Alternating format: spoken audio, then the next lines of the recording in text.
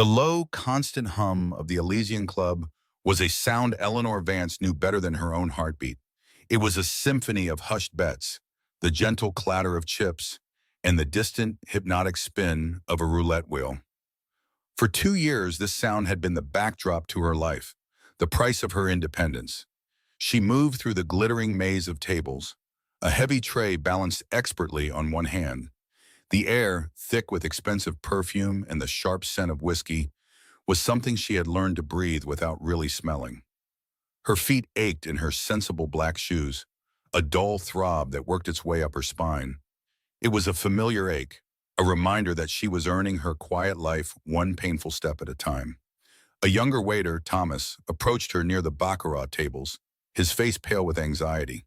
He was holding a single, impossibly delicate crystal flute. Inside, golden champagne fizzed, tiny bubbles racing to the surface. He held it out as if it were a lit explosive. "Ellie," he whispered, his eyes darting around the room. "This is for you, from Mr. Thorne." Ellie didn't need to look. She could feel the weight of his gaze from across the room, a physical pressure against her skin. Julian Thorne, the owner, the man who moved through his own casino like a panther, all coiled muscle and silent threat beneath an impeccably tailored suit. She had seen him 100 times, a figure of dark power surrounded by men with hard eyes and watchful faces. He was the king of this glittering, corrupt kingdom, and his attention was a thing to be avoided at all costs. She set her tray down on an empty service stand, the glasses rattling softly. She looked at Thomas, whose youthful nervousness was almost painful to watch. "Thank him for the thought, Thomas," she said, her voice quiet but firm. "But please take it back. I don't drink on my shift." Thomas looked horrified. "Ellie, you can't. It's a vintage champagne. He sent it over himself." The unspoken words hung in the air between them. "You don't say no to Julian Thorne." Ellie picked up her tray again, the weight of it a grounding force. "I can, and I am." She gave Thomas a small, tired smile. "Just tell him I'm a professional. He, of all people, should appreciate that." She turned and walked away before he could argue further, her back straight, every muscle tensed. She could feel the moment the information was relayed, the moment the invisible beam of Thorne's attention sharpened on her. She didn't falter. She just kept clearing glasses, her movements economical and precise, a small, stubborn island of refusal in a sea of compliance. In the Elysian Club, everything and everyone had a price. Her refusal was not an act of defiance for an audience. It was a private, desperate declaration to herself. "I am not for sale." Later that night, the crowd thinned. The high rollers remained, their faces grim or ecstatic under the soft glow of the chandeliers.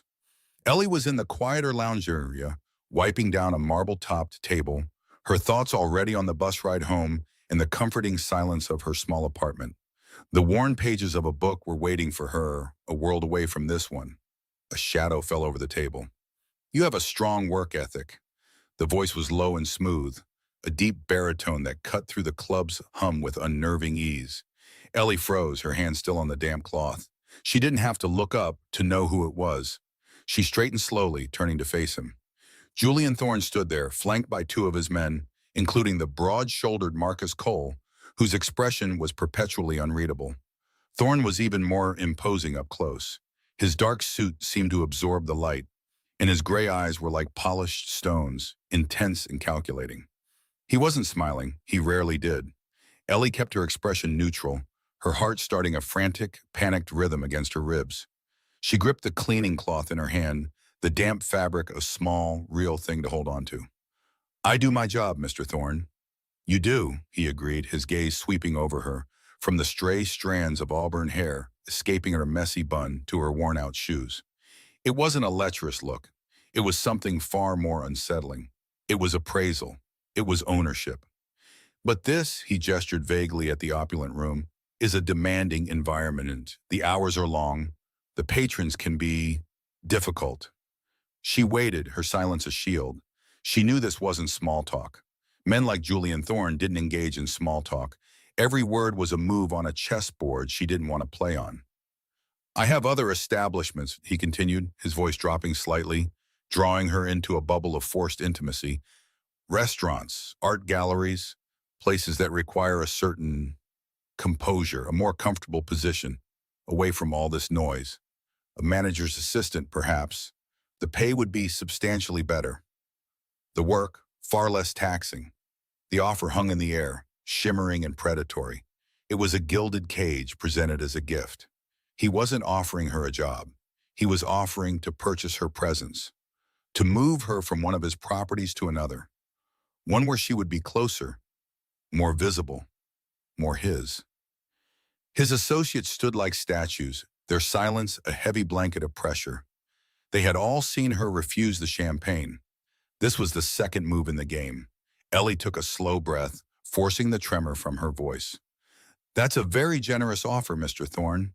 She met his intense gaze directly, her own green eyes clear and unwavering. "But I'm afraid I have to decline. I'm quite content where I am." A flicker of something cold and sharp moved in his eyes. It was gone in an instant, replaced by that same unnerving stillness. It was the faintest crack in his mask of absolute control, the barest hint of surprise.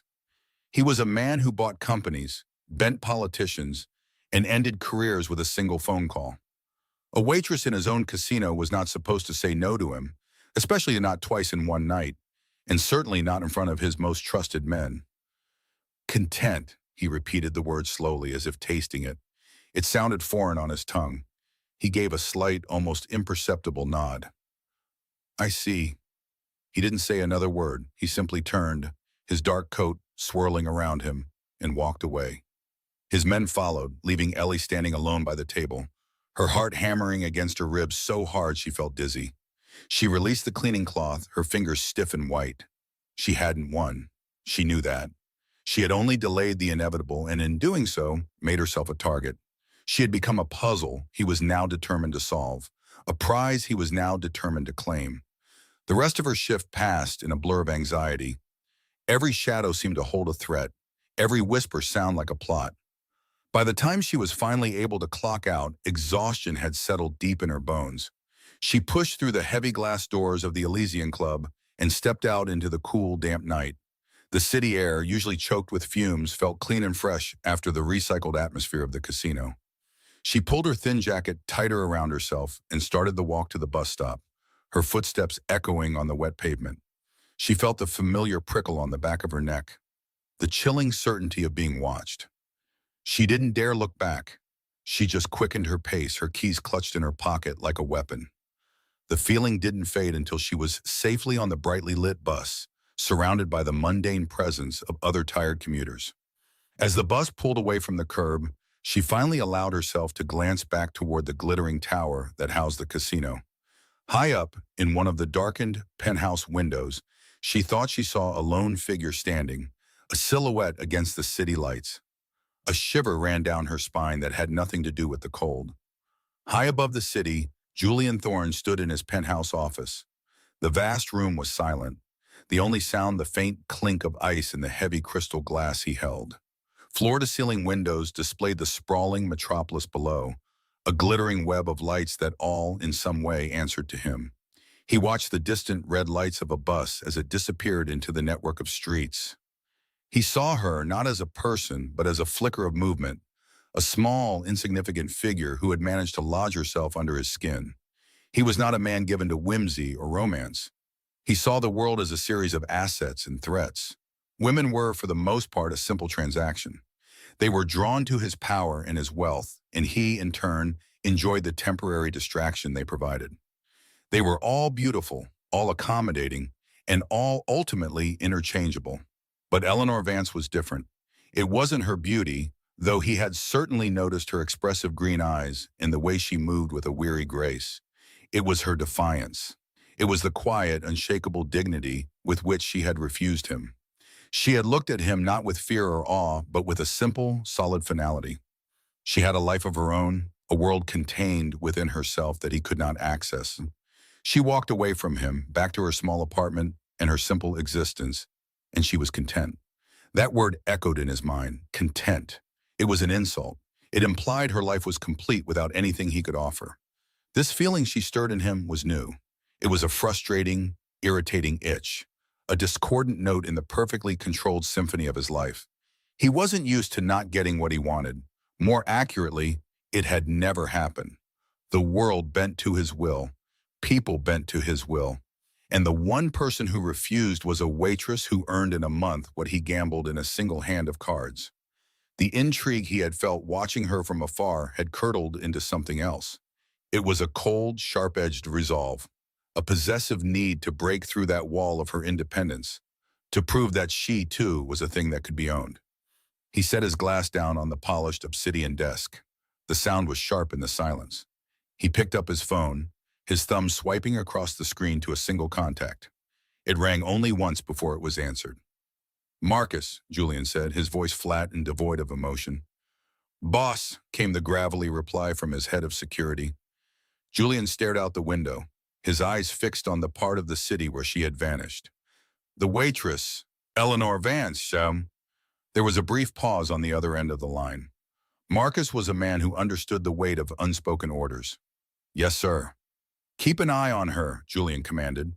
He let the words hang in the air for a moment, tasting their power. "Make sure she's safe, a protective eye." "Understood," Marcus said, the word clipped and final. He knew what protective meant in Julian's vocabulary. It meant surveillance. It meant control. It meant a cage, invisible but for the bars of constant observation. Julian ended the call without another word. He stood there for a long time, watching the city breathe below him. He had set a plan in motion. A net was now being cast over Eleanor Vance's small, quiet life. She wanted her independence. She wanted to be left alone. He would grant her the opposite. He would wrap his world around her so tightly she would forget she had ever known anything else. He would protect her from everything but himself. The first time she saw the car, she dismissed it. A black sedan, anonymous and clean, parked across the street from her walk-up apartment building. It was just a car. People parked on the street all the time. But when she left for her evening shift at the Elysian Club, it was still there. Its windows were tinted so darkly that they reflected the tired brick of her building like a pair of obsidian mirrors. A faint unease prickled the back of her neck, a feeling she promptly told herself was ridiculous. She was a waitress, not the star of a spy movie. By the third day, ridiculous was no longer the word. It was there in the morning when she went for a coffee. It was there in the late afternoon when she left for work. And it was there, a silent shadow under a flickering streetlight, when she returned after midnight, her feet aching and her head full of the phantom chime of slot machines. Paranoia began to seep into the edges of her life. It tasted like cold metal and felt like a constant, low-grade fever. She started taking a different route to the bus stop, walking a block out of her way just to see if it would follow. It never did. It just waited. A patient metallic predator camped outside her den. Her apartment, once her sanctuary, started to feel like a fishbowl. The small space, usually comforting with its stacks of books and the lone succulent on the windowsill, felt exposed. She found herself checking the locks twice, then a third time. She would stand in the dark of her living room, peering through a slit in the blinds at the silent car below. Who was in there? What did they want? The questions circled in her mind, unanswered and terrifying. The feeling of being watched was a physical weight. It settled in her shoulders and made it hard to take a full breath. She knew with a certainty that chilled her to the bone that this had something to do with Julian Thorne. His offer, his cold eyes, his refusal to accept her answer. This was his reply, a quiet, suffocating display of power. Work became an ordeal. The glittering chaos of the Elysian Club, once a place she could navigate with professional detachment, now felt like the heart of the spider's web. Every glance from a stranger felt significant. Every murmur seemed to be about her. She served drinks with hands that she fought to keep steady, her smile a brittle mask. She was acutely aware of the security cameras, the little black domes mounted on the ceiling. Before, they were just part of the background. Now she felt their gaze like a touch. She wondered if he was watching her right now, from some opulent office high above the noise and desperation of the casino floor. The thought made her skin crawl. One Tuesday night, the ambient tension shattered into a real threat. A man at a blackjack table, his face flushed and his suit rumpled, was losing badly. When Ellie came to clear his empty glasses, he grabbed her wrist. His grip was surprisingly strong, his fingers digging into her skin. His breath was a foul wave of expensive whiskey and defeat. He started slurring, his voice rising, blaming her for his bad luck. calling her his unlucky charm. It was a familiar, ugly scene she had dealt with a dozen times before. She planted her feet, ready to wrench her arm away and call for the floor's security team. Her mouth opened to form the words, but she never got the chance. Before a single sound could escape her lips, two men materialized out of the crowd. They were not the uniformed casino guards.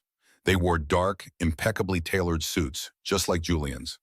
They moved with an unnatural quiet and speed.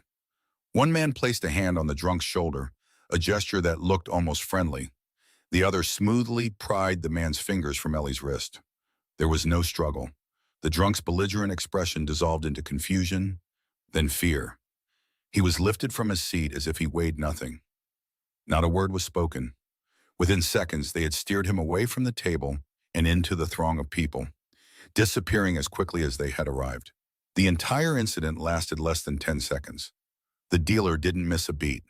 The players at the table barely looked up from their cards. It was so seamless, so brutally efficient. It was as if it had never happened. But Ellie's wrist throbbed where the man had grabbed her. A faint red mark was already forming on her skin. She stood frozen, the tray of glasses trembling in her hand. The relief that should have come was absent. In its place was a profound and terrifying cold. They had been watching. They had been close enough to intervene before she could even ask for help. This was not protection. It was control, a demonstration. Julian was showing her the length of his reach. He was showing her that her world was now a stage, and he owned it. She needed to escape. She mumbled an apology to the dealer and fled toward the service corridors behind the main floor. The glamour of the casino fell away instantly. Here, the air was cool and smelled of bleach and floor polish. The lighting was harsh, fluorescent strips that hummed overhead. Exposed pipes ran along the ceiling. This was the casino's engine room, a place of function, not fantasy. It was her world, the backstage area where she felt safe.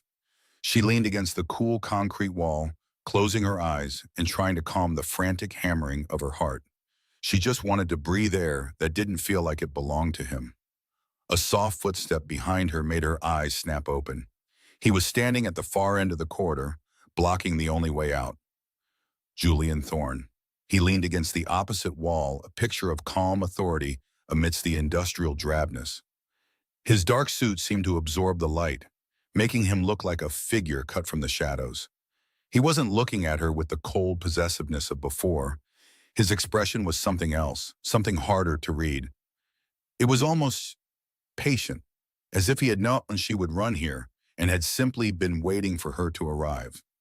He pushed off the wall and began to walk toward her, his expensive shoes making no sound on the polished concrete floor. The corridor suddenly felt impossibly narrow, the walls closing in around her.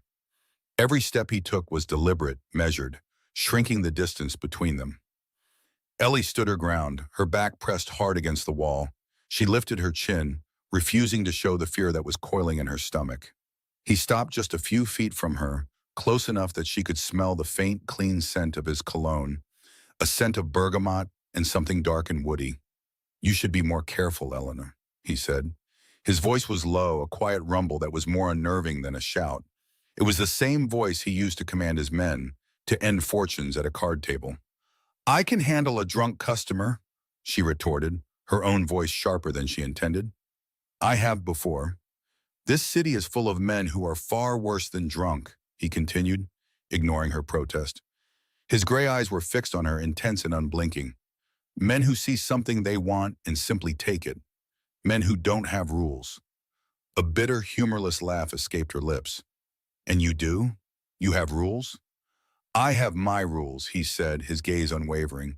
"And my first rule is that what belongs to me is protected." The air crackled with the unspoken meaning of his words. What belongs to me? The phrase hung between them, an invisible chain he was trying to fasten around her neck. Her fear began to burn away, replaced by a white-hot surge of anger. All her life she had fought for her independence. She had worked 2 jobs to put herself through school, lived in tiny apartments, and given up so much just to be able to say that her life was her own. And this man, this powerful, dangerous man, thought he could claim her like a piece of property. "I don't belong to you, Mom," she said, her voice shaking with rage.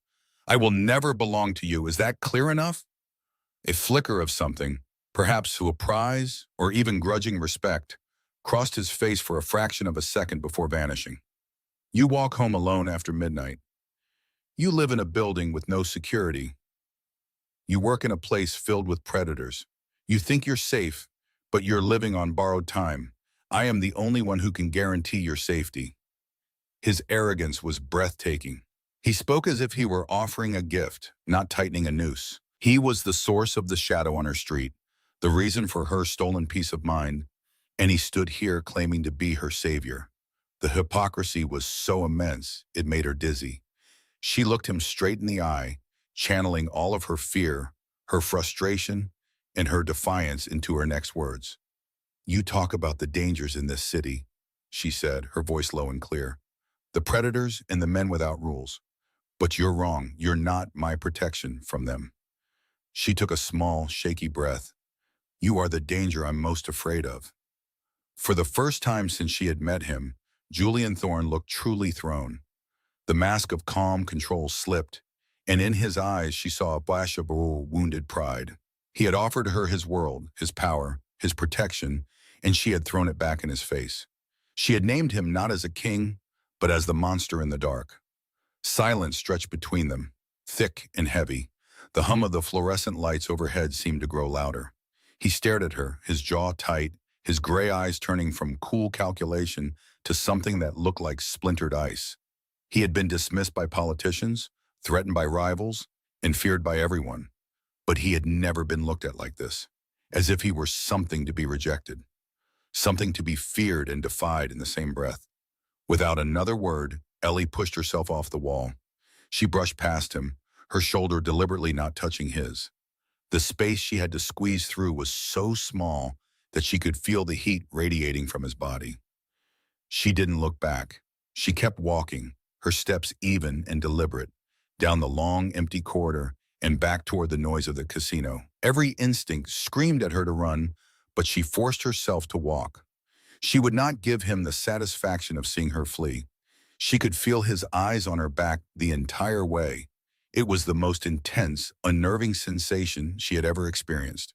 It was a physical pressure, a silent promise of consequences. She reached the end of the corridor and pushed through the door, the cacophony of the casino washing over her. She didn't stop. She went straight back to her section, picked up a tray, and began clearing a table, her movements stiff and automatic. She was a ghost at a feast, surrounded by noise and life, but trapped in the cold silence of his gaze. From his private surveillance room, high above the casino floor, Julian Thorne watched her on a wall of monitors. He could zoom in on any table, any face. Right now, all 50 screens were focused on her. He watched her move through the crowd, her face pale, but her expression a mask of determined neutrality. He saw the slight tremor in her hand as she placed a cocktail on a napkin. He saw her tuck a stray strand of auburn hair behind her ear, a small, unconscious gesture of defiance. She had walked away from him. After he had shown her his power, after he had offered her his protection, she had looked him in the eye and called him the danger. The humiliation was a sharp, unfamiliar sting. It was worse than any business deal gone wrong, worse than any threat from a rival like Silas Petrov. It was personal. It was a rejection not just of his power, but of him. He stood in the silent, dark room, the glow of the screens illuminating the hard lines of his face. He picked up the heavy crystal glass of whiskey from the console. His grip was so tight that his knuckles turned white, the bones stark against his skin. The ice in the glass cracked with a sound like splintering bone. He watched her on the monitors, a woman who owned nothing and yet refused to be owned. A woman who looked at his kingdom and saw only a cage. And in that moment, his obsession, once a cold flame of intrigue, roared into a furious, possessive inferno. He would not be denied. He would not be dismissed. She would learn that his protection was not an offer. It was an inevitability. The hum of the Elysian Club vibrated through the soles of Ellie's worn shoes. Days had passed since her last confrontation with Julian Thorne, but his presence was a ghost that haunted every gilded corner. He no longer sent gifts or approached her station. Instead, he simply watched. She felt his gaze from the security cameras, a cold pressure between her shoulder blades as she cleared glasses. The silence was louder than any of his demands. the quiet of a storm gathering just over the horizon. Tonight, the air was different, electric with a tension beyond the usual high-stakes gambling. Ellie kept her head down, her movements small and efficient. She focused on the weight of the tray, the clink of ice against glass. But then her manager approached, his face pale and tight. The penthouse suite, Julian Thorne's private domain, needed a dedicated server, and she had been requested by name. Her heart stopped for a second, a cold knot in her chest. It was not a request, it was a summons. Every instinct screamed at her to run, but she knew his reach extended far beyond these walls. The black sedan that had been parked outside her apartment was proof of that. So she just nodded, her throat too tight for words, and followed him to the private elevator. The doors opened into a world of muted luxury and heavy, expectant silence. The room was vast, dominated by a round poker table covered in dark green felt. Julian sat with his back to a panoramic window that displayed the glittering city like captured jewels. Across from him sat a man whose reputation was a foul stain on the city's underbelly, Silas Petrov. Where Julian was dark, tailored perfection, and coiled stillness, Silas was flashy. A garish gold watch gleamed on his wrist, his silk shirt unbuttoned enough to reveal a tangle of chains. His wide smile never touched his cold, reptilian eyes. Marcus Cole stood near the window, a monolith of quiet loyalty. Ellie felt like a mouse thrown into a den of snakes. She took a breath, forcing her hands steady as she approached the service cart. Her job was to be invisible. But the moment she entered, Silas's oily gaze crawled over her, making her skin feel unclean. Julian didn't look at her, but she saw the muscle in his jaw jump, a tiny betrayal of the fury beneath. The game began. The only sounds were the soft riffle of cards, the clatter of heavy clay chips, and the low voices of the two men. Millions of dollars were wagered with the casual air of men ordering coffee. Ellie moved around the table, her steps silent as she refilled Silas's whiskey, carefully avoiding his eyes. He hummed a low tune, his gaze following her every of. "You have discerning taste in your acquisitions, Julian," Silas said, his voice a smooth, mocking drawl. He was not looking at the cards. He was looking at Ellie. "This one has a fire in her eyes, a look of defiance. I always appreciate a challenge." The air in the room froze. Ellie's hand, holding a crystal decanter, trembled almost imperceptibly. She was not a person.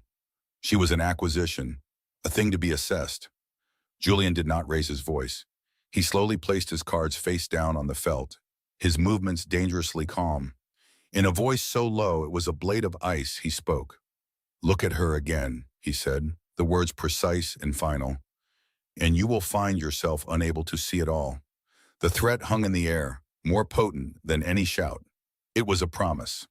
Silas Petrov's smile faltered for just a fraction of a second.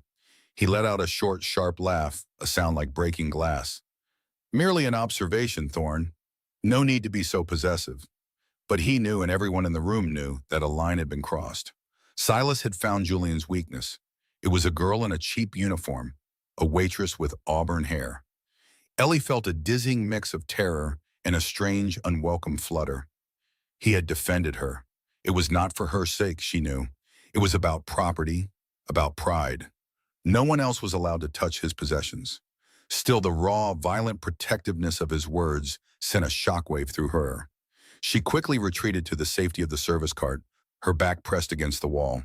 For the rest of the game, Silas was pointedly civil, but she would catch him glancing at Julian with a flicker of triumphant discovery in his eyes. He had found the crack in the armor. The game ended hours later. Julian won decisively, leaving Silas's stack of chips decimated. Yet as Silas stood to leave, he smiled that same cruel smile. He had lost money, but he had gained something far more valuable. "A pleasure as always, Julian," he said, his gaze flicking to Ellie for a single defiant moment before he left. When the door closed, the tension in the room did not dissipate. It coiled tightly around Julian and Ellie. He finally stood, walking to the bar and pouring a drink with a steady hand. He still hadn't looked at her directly. "You are dismissed for the night," he said, his voice flat. He placed a thick stack of $100 bills on the bar. More money than she made in 2 months. Ellie looked at the piège, and nausea washed over her. It was payment for the humiliation, for being put on display. She looked from the money to his reflection in the dark mirror behind the bar. His gray eyes met hers. "I don't want your money," she said, her voice shaking but clear. She turned and walked toward the elevator, her heart hammering against her ribs. She expected him to stop her, to grab her arm, but he did not. The doors closed on his silent, imposing figure. Downstairs, the casino's manufactured joy felt grotesque after the cold violence of the penthouse. Ellie's entire body ached with a tension she couldn't release. Her head throbbed. She made her way toward the staff lockers, her legs unsteady.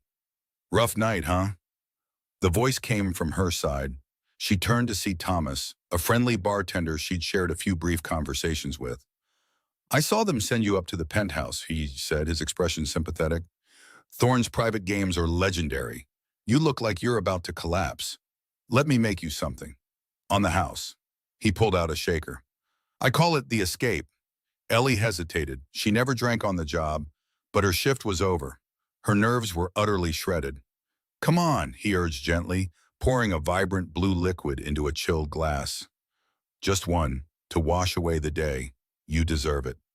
He slid the cocktail across the bar. It shimmered under the lights, with a delicate slice of star fruit on the rim. It smelled of pineapple and coconut. It smelled like peace. "Okay, she finally relented, her voice a whisper. "Just one." She picked up the cool glass. The sweet tropical flavors were a welcome shock after the bitter taste the evening had left. She took another, larger swallow, the cool liquid a balm to her frayed nerves. "Thank you, Thomas," she said, managing a weak smile. He just winked at her and went back to his station. For a few minutes it worked. The tight knot in her shoulders began to loosen. Across the sprawling casino floor, Julian Thorne watched the aftermath on a series of security monitors. He saw her defiant exit, saw her reject the money. A muscle in his jaw clenched again. Her pride was a constant, infuriating, fascinating thing. He tracked her progress through the casino, his eyes following her as she navigated the crowds. He watched as she stopped at the bar as the bartender spoke to her, as the blue cocktail was placed in front of her. He felt a surge of irrational anger. He wanted to be the one to offer her comfort, even if she would only throw it back in his face. Just then, one of his most trusted associates approached him. "Sir," the man said, his voice calm, "you look like you could use this." He held out a short glass filled with amber liquid. It was Julian's preferred single malt scotch. Julian took it without a second thought, his attention still fixed on the monitor where Ellie was finishing her drink. He saw her smile, a faint, tired thing, and it twisted something inside him. He downed the scotch in two quick, angry swallows, the burn in his throat a familiar companion. Back at the bar, Ellie finished the last of her cocktail. She felt a strange, pleasant warmth spreading through her limbs. She pushed herself upright, ready to finally leave. But as she stood, the warmth was replaced by a sudden creeping cold. The friendly noise of the casino began to distort. The cheerful ringing of slot machines slowed down, warping into a low, menacing drone. The bright flashing lights began to smear together, trailing long, comet-like tails in her vision. She put a hand to her head, trying to steady herself as the floor seemed to tilt. "Thomas?" she called out, but her voice sounded distant, as if from the end of a long tunnel. She looked for him, but the bar was empty. He was gone. Panic, cold and sharp, cut through the fog in her brain. Something was wrong. This was not alcohol. Her legs felt like lead, her knees threatening to buckle. She gripped the edge of the bar, her knuckles white, trying to push back the encroaching darkness. It was like trying to hold back the tide with her bare hands. A wave of intense dizziness washed over her, and the world faded to black. The first thing she felt was the cold. It was a deep, unnatural chill that settled on her bare arms and the back of her neck.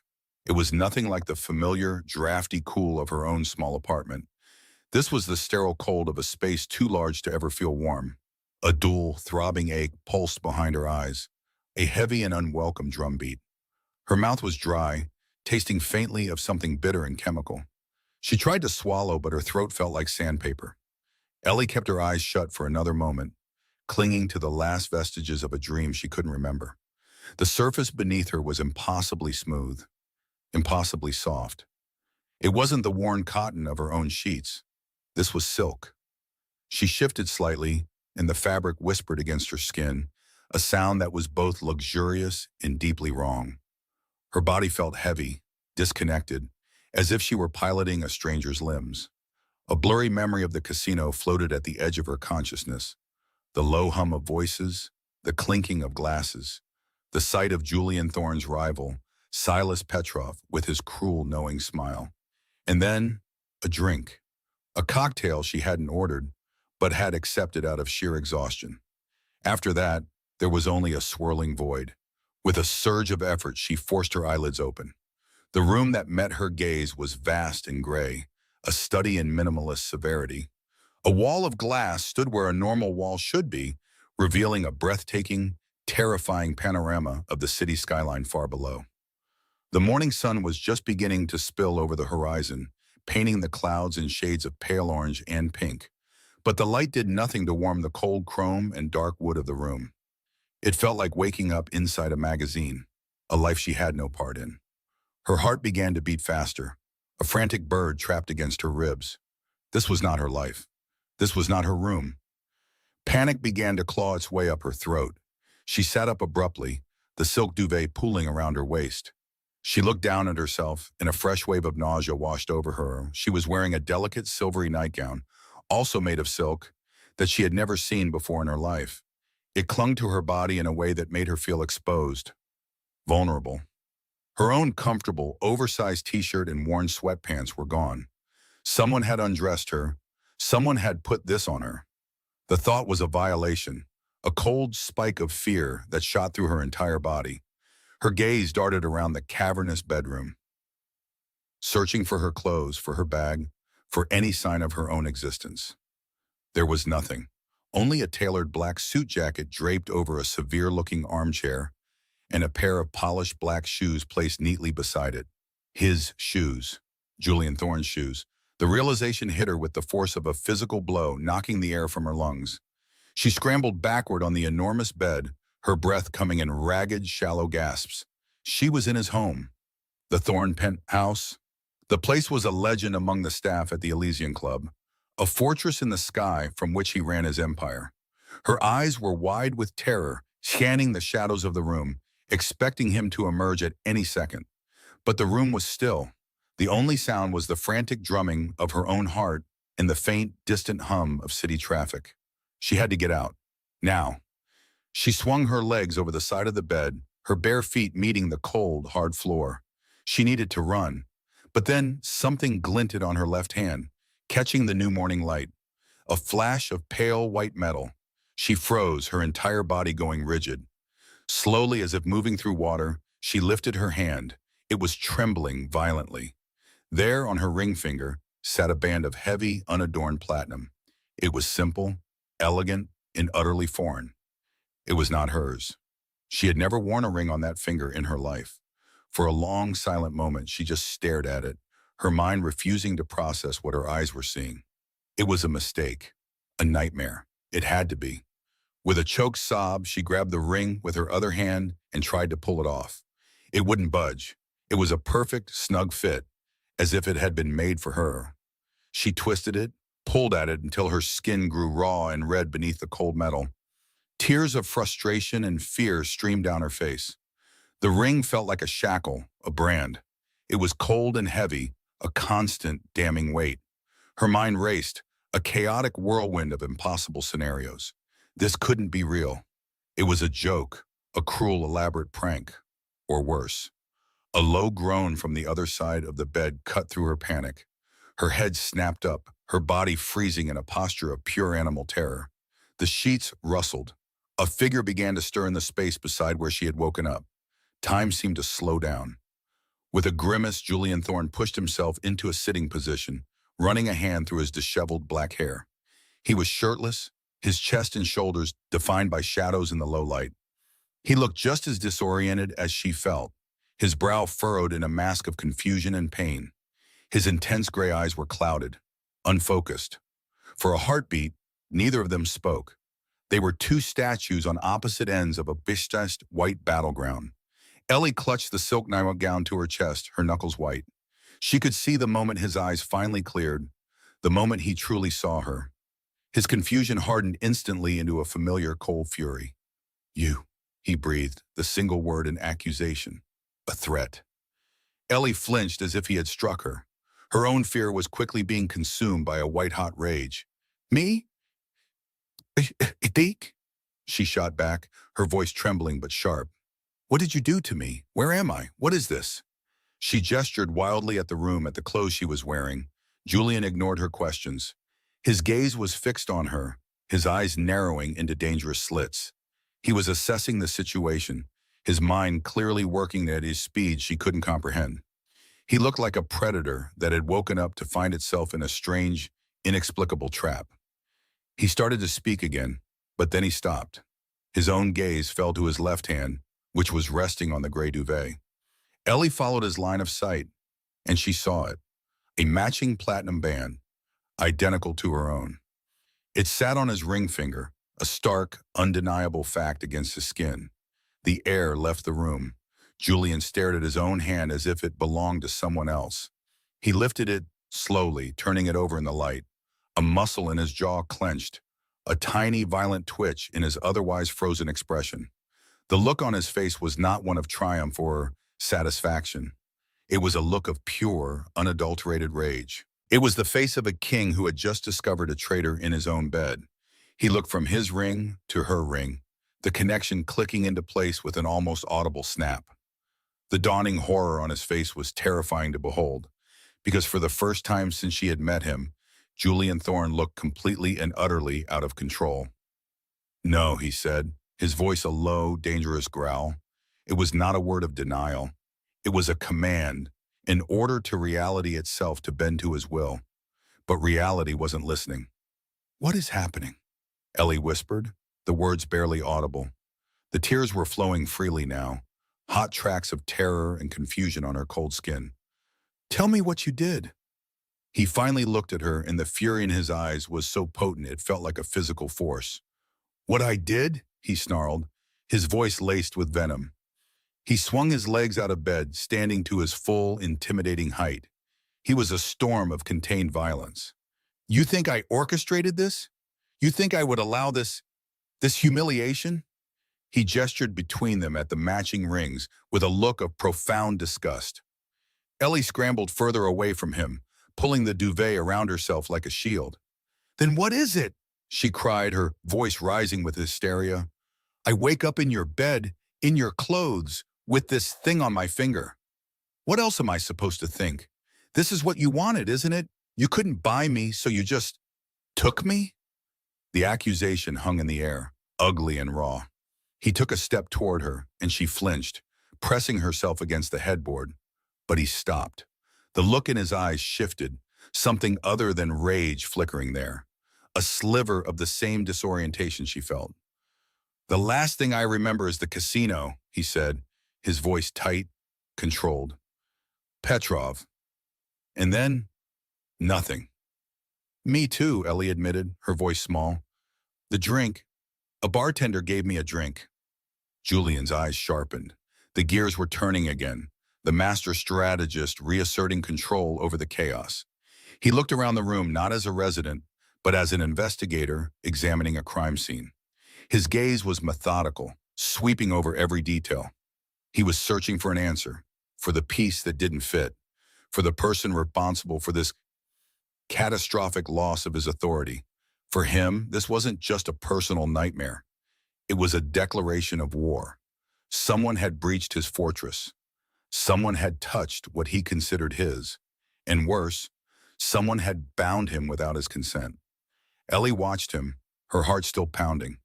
A tiny, insane part of her mind registered the truth in his confusion.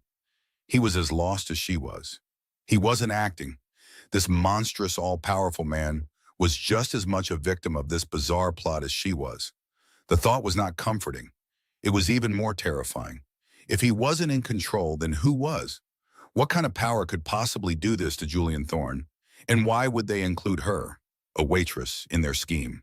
He turned back to her, his expression a mask of cold, calculated fury. The brief moment of shared vulnerability was gone.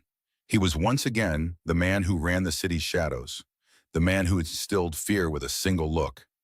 Get dressed, he commanded, his voice leaving no room for argument. He gestured toward a door she hadn't noticed before. There's a closet in there. Find something. We have to figure out what happened. Ellie stared at him, torn between her instinct to obey the sheer force of his will and her defiant need to resist him. I'm not going anywhere with you, she said, her voice shaking but firm. I'm calling the police. A humorless, chilling laugh escaped his lips. The police, he repeated as if she'd just spoken in a foreign language. Do you have any idea who I am? The police don't come to this building unless I invite them. And right now, you and I are the biggest mystery in this city, a mystery I intend to solve, quietly. He was right, and she knew it. Calling the police from Julian Thorne's penthouse would be useless, if not suicidal. She was trapped, utterly and completely trapped with the one man she feared more than anyone else in the world. Her last shred of independence, her simple, quiet life, had been obliterated overnight. All that was left was this cold, gilded cage and the monster who was caged with her. She felt a wave of despair so profound it threatened to swallow her whole. They stared at each other across the vast expanse of the bedroom, two prisoners of a war they didn't understand. The silence was thick with unspoken questions, with rage, and with a terrifying shared helplessness. Her green eyes were filled with defiant tears. His gray eyes were like chips of ice, burning with a cold fire. The chasm between them felt a mile wide, an uncrossable distance of fear and mistrust. The moment stretched into an eternity, a silent, static battle of wills. And then, the silence was shattered. A frantic, urgent knocking echoed from the main door of the penthouse. It wasn't a polite rap. It was a loud, insistent banging that spoke of crisis. "Julian!" a voice yelled from the other side, muffled but clear. It was a voice Ellie recognized from the casino, gravelly and filled with alarm. It was Marcus Cole, his right-hand man. "Julian, open the door. You need to see this now." The frantic knocking on the penthouse door was a physical assault. Each blow vibrated through the floor, through the frame of the impossibly large bed, and into Ellie's bones. The horrifying silence between her and Julian Thorne had been stretched so thin it finally snapped. He was on his feet in a single fluid motion, the silk sheet pooling around his waist. He moved with a predator's grace that was terrifying, even when he himself was clearly the target of some elaborate, cruel joke. Ellie clutched the unfamiliar silk nightgown at her throat, the fabric a cold, slippery reminder that nothing about this was hers. Her world had tilted on its axis, and the knocking was the sound of it crashing down. Julian's voice cut through the air, low and sharp, laced with a command that expected absolute obedience. "Enter." The door swung open to reveal Marcus Cole. He was a broad, solid man who always seemed to absorb the chaos around his boss. But not today. Today, the tension radiated from him. He wasn't panicked, but the grim set of his jaw and the speed with which he closed the door behind him spoke of a catastrophe already in motion. His eyes, practical and observant, flickered to Ellie for a fraction of a second, a flicker of something unreadable, before locking on to Julian. He held up a tablet, the screen glowing in the dim morning light. "We have a problem," Marcus said, his voice a gravelly understatement. Julian took the device without a word. His gaze dropped to the screen, and the air in the room became instantly colder, thinner. Ellie felt a morbid curiosity pull her forward. She slid off the bed, her bare feet sinking into the plush gray carpet, and took a hesitant step closer, peering over his shoulder. Her breath caught in her throat. It was a sickness, a dizzying wave of nausea that threatened to buckle her knees. The screen was a nightmare collage of tabloid websites, all screaming the same story. Her face was plastered everywhere. A photo of her, looking tired after a shift, was set beside a menacingly handsome shot of Julian. Another, blurry and clearly taken from a distance, showed two figures vaguely resembling them getting into a dark car outside the Elysian Club. The headlines were like punches: "Billionaire crime boss and waitress in shock Vegas wedding." Another read, "From serving drinks to wearing his ring, Thorne's mystery bride." They painted a story of a whirlwind romance, a Cinderella fantasy. Ellie's mind recoiled from the words. This wasn't a fantasy. It was an abduction. It was a violation. They had stolen her life and twisted it into a salacious public fairy tale. Her simple, quiet existence, the one she fought so hard to protect, was gone. It had been sacrificed overnight for headlines and gossip. Julian's thumb swiped across the screen, bringing up another article. This one had a photo that made her heart stop. It was clearer, taken through a window. It showed them standing before a desk, a bland-looking official between them. She couldn't remember it. She couldn't remember any of it. There was only a black, terrifying void where these memories should have been. In the photo, her hand was in his. On her finger, a platinum band glinted under the harsh office lighting. "This is a lie," Ellie whispered, the words barely audible. "This is fake. You can fix this. You can make them take it down." She was pleading, not just with him, but with the universe. This had to be a mistake, a digitally altered prank designed to ruin him. Julian didn't answer her. He didn't even look at her. His focus was entirely on Marcus. "How deep does it go?" he asked, his voice dangerously calm. Marcus's expression was grim. "It's not just the tabloids. They got a tip from a source, a legitimate one." He took a deep breath. "I checked the county records myself, Julian. Half an hour ago, a marriage license was filed at 2:17 this morning. It's been certified, signed, and witnessed." The words hung in the air, heavy and irrefutable. Certified, signed, witnessed. Each word was a nail in the coffin of Ellie's old life.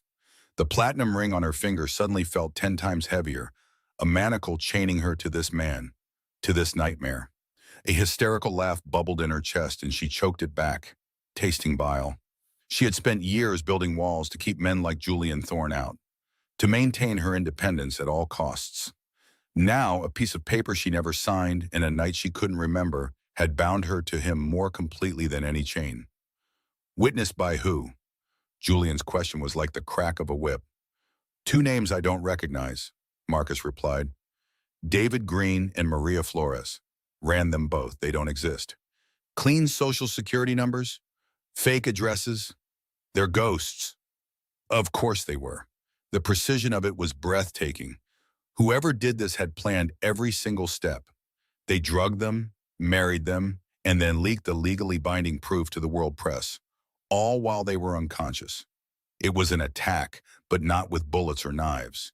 It was an attack on Julian's reputation, on his carefully constructed aura of absolute control. And she, Ellie, was the weapon they had chosen to use against him.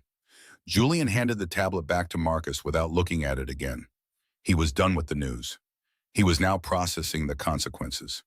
He walked, silent and menacing, toward the floor-to-ceiling windows that wrapped around the penthouse. For a long moment he just stood there, his back to them, looking out over the city that was his kingdom. The sun was rising, casting long shadows between the skyscrapers. From this high up, the world looked orderly, peaceful. Ellie watched him, her fear warring with a surge of anger. "So what now?" she demanded, her voice trembling but sharp. "You tell them it's a mistake. You get your lawyers, you get an annulment. You tell the world it was a fraud." He remained silent, his shoulders rigid beneath the fine fabric of his shirt. "Say something," she cried, her voice cracking. Tears of frustration and terror burned behind her eyes. "You're Julian Thorne. You can fix anything. Fix this." He finally moved, but not to answer her. He looked down. He was staring at the street below, 100 stories down. Ellie and Marcus both moved to the window, drawn by his stillness. What Ellie saw stole the last of her breath. The street below was not the usual morning bustle of taxis and pedestrians. It was a circus. A swarm of white media vans with satellite dishes on top clogged the road. Reporters and photographers crowded the sidewalks, their bodies packed together like a single monstrous organism. Long camera lenses like sniper rifles were aimed directly at the building, at this very penthouse. As she watched, flashes of light erupted from the crowd, tiny, silent bursts of lightning in the growing daylight. They were sharks that had smelled blood in the water, and they were circling. The realization hit her with the force of a physical blow. There was no quiet annulment. There was no making this go away. The story was too big, too perfect. The reclusive, dangerous billionaire and the ordinary waitress.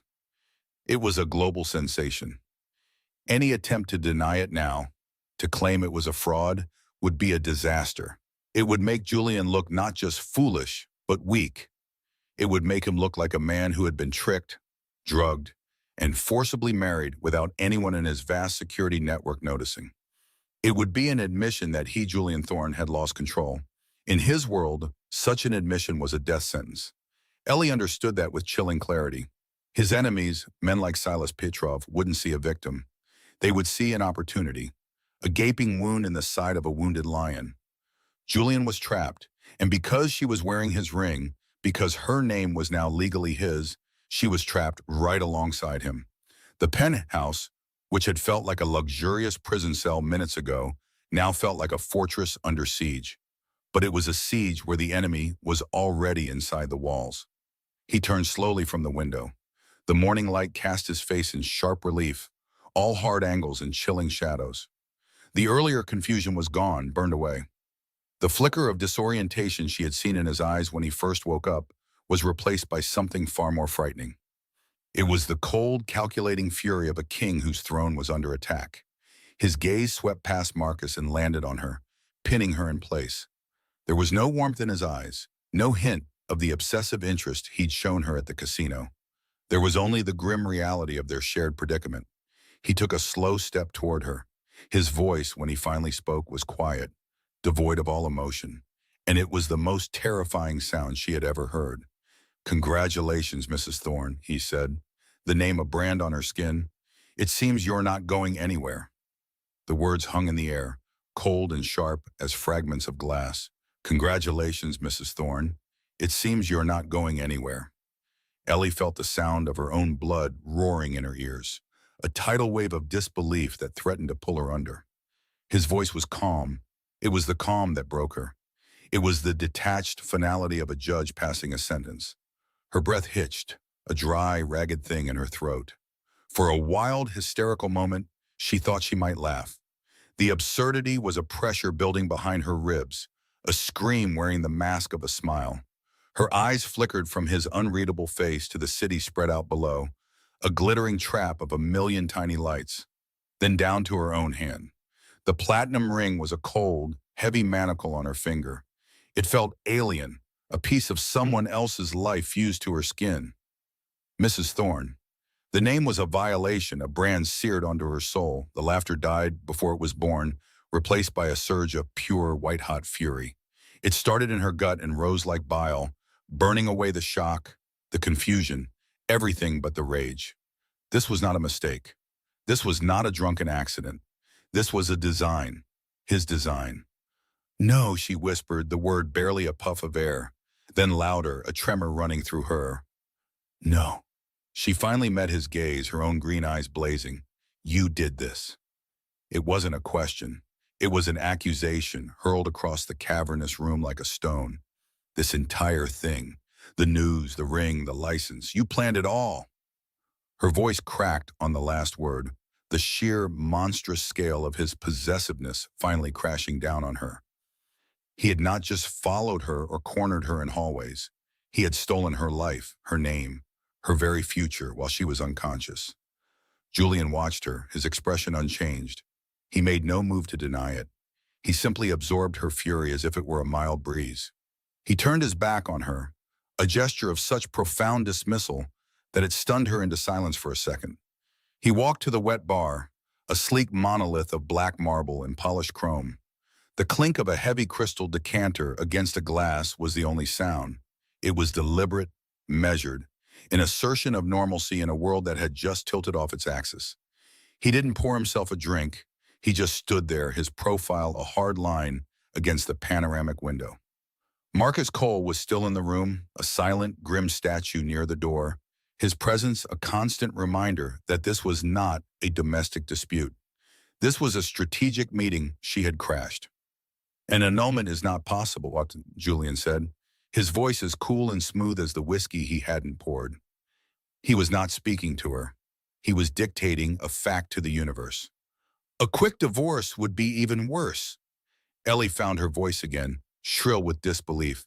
"I don't care what's worse for you. I want my life back. We will tell them the truth. that we were drugged, that this is a mistake. He finally turned, a flicker of something almost like pity in his gray eyes. It was more insulting than his anger. The truth? He gave a short, mirthless huff of air. The truth is that I was made a fool of, that someone walked into my club, my fortress, and incapacitated me, that they orchestrated a public spectacle to make me a laughingstock. He took a step toward her, his voice dropping lower, each word a carefully placed weight. In my world, there is no difference between a laughingstock and a dead man. Weakness is an invitation. And this, he gestured between them, at the rings, at the entire impossible situation. This is the greatest weakness I have ever shown. That is your problem, Ellie shot back, her hands clenched into fists at her sides. The silk of the strange nightgown felt slick and horrible against her skin. It has nothing to do with me. I will not be your collateral damage. It has everything to do with you, he corrected her, his tone hardening. You are now Mrs. Thorne, my wife. My weakness is now your weakness. My vulnerability is your death sentence. He let that sink in, the cold logic of his world seeping into the air between them. My enemies don't wait for proof. They wait for rumors. And right now, the city is filled with them. Silas Petrov is laughing himself sick. He is wondering what other mistakes I have made. Who else is disloyal? Where else the rot has set in? He is watching. They are all watching. The name Silas Petrov hung in the air. She remembered his slick, cruel smile at the poker table, the way his eyes had crawled over her. A shiver of genuine fear, cold and sharp, cut through her anger. This was not just about Julian's pride. This was about something far more real, something with teeth. So we go to the police, she insisted, her voice trembling but defiant. We report what happened. Julian almost smiled. It was a terrifying sight, a mere flexing of muscles that held no warmth. The police, he repeated, as if she'd suggested they consult a psychic. He looked at Marcus. Marcus, would you please inform my wife about the chief of police's gaming habits? Marcus's gravelly voice filled the space. He has a 7-figure line of credit at the Elysian, ma'am. He has 2 children in private universities. We pay for both. Ellie's stomach plummeted. The system she believed in, the simple idea of law and order, was just another one of Julian's assets. There was no one to run to, no authority higher than the man standing in front of her. The sheer suffocating totality of his power was a physical weight, pressing down on her chest, making it hard to breathe. The penthouse, with its priceless art and floor-to-ceiling windows, suddenly felt like the most expensive prison cell ever constructed. Every beautiful object was a bar on her cage. So that's it? She choked out, a single hot tear of frustration escaping and tracing a path down her cheek. I'm just stuck. I'm your prisoner because you're too proud to admit someone played a trick on you? Her voice rose again, becoming a scream of pure, desperate agony. You did this to me. You were obsessed. You couldn't stand that I said no, so you found a way to own me. You can dress it up with talk of enemies and weakness, but this is what you wanted all along. In 2 long strides, he closed the distance between them. Before she could react, his hand clamped around her upper arm. His grip was like steel. It wasn't brutal, not meant to break bone, but it was absolute. It was the grip of a man who was unaccustomed to being denied, a grip that pinned her in place and stole the air from her lungs. The sudden, shocking contact sent a jolt of pure terror through her. The scent of his skin, clean and expensive, filled her senses, suffocating her. He leaned in close, his face just inches from hers. The cool, controlled mask was gone. In its place was something ancient and predatory. His voice was no longer a calm declaration. It was a lethal whisper, a silken threat meant only for her. Listen to me very carefully, he hissed, his gray eyes boring into hers. I do not know who did this, but I know that until I find out, and until I have dealt with them, we are exposed. So from this moment forward, you will play your part. His fingers tightened, the pressure a sharp reminder of his power. When we are in public, you will be the adoring wife. You will smile. You will touch my arm. You will look at me as if you cannot believe your good fortune. You will not cry. You will not look frightened. You will not give anyone, especially not Silas, a single reason to believe this is anything other than a whirlwind romance that swept us both off our feet. Ellie tried to pull away, but his grip was immovable. I won't, she spat, her own voice a pathetic whisper against his command. I can't. You will, he countered it, his voice dropping even lower, becoming deadly. Because you seem to believe you have a choice. You do not. Your choices ended the moment that ring was placed on your finger. If my enemies sense a fracture between us, if they think this marriage is a sham, they will come for me. They will move to dismantle everything I have built. He paused, letting her feel the full weight of his next words. And when they do, they will not be content to simply remove me. They will erase every part of my life. They will not leave a grieving widow to inherit a fortune. They will make sure there is nothing left. No wife, no allies, no trace. Do you understand me, Eleanor? We play this part together, or we die together. There is no other option. The name Eleanor on his lips was a violation. He had never used it before. It sounded foreign, wrong. It was the name of a character in a play she never auditioned for. The raw, unvarnished threat finally broke through her rage, leaving a hollow, freezing dread in its place. He wasn't talking about his pride anymore. He was talking about survival, hers and his. The shared fate was a chain, heavier and colder than the platinum ring. He was telling her that her life was no longer her own to protect or to lose. It was tied to his, and he was a man who walked through a world of shadows and knives. The fight drained out of her completely. Her body went limp in his grasp, all her defiance extinguished by the cold, hard certainty of his words. He saw the surrender in her eyes. He saw the terror that replaced the fire. Slowly, deliberately, he released her arm. The absence of his touch was as shocking as its presence had been. Red marks bloomed on her pale skin where his fingers had been. She stared at them, mesmerized. They were the first marks of her new life, the first proof of her captivity. With a choked sob that was more animal than human, Ellie stumbled backward. One step, then another. She retreated from him, putting as much of the cold, polished floor between them as she could. She backed away until her shoulders hit the cool glass of the enormous window overlooking the city. Her hands came up, pressing flat against the pane, as if she could somehow push through it and fall into the distant, oblivious world below. She was breathing in short, shallow gasps, her heart hammering against her ribs like a trapped bird. He remained in the center of the room, a pillar of dark, tailored silk and absolute control. He watched her, his face once again a carefully blank mask. He had laid out the rules of the game. He had shown her the board, and he had made it clear that her only move was to play. Ellie wrenched her arm free from an invisible grip and retreated to the far side of the massive living room.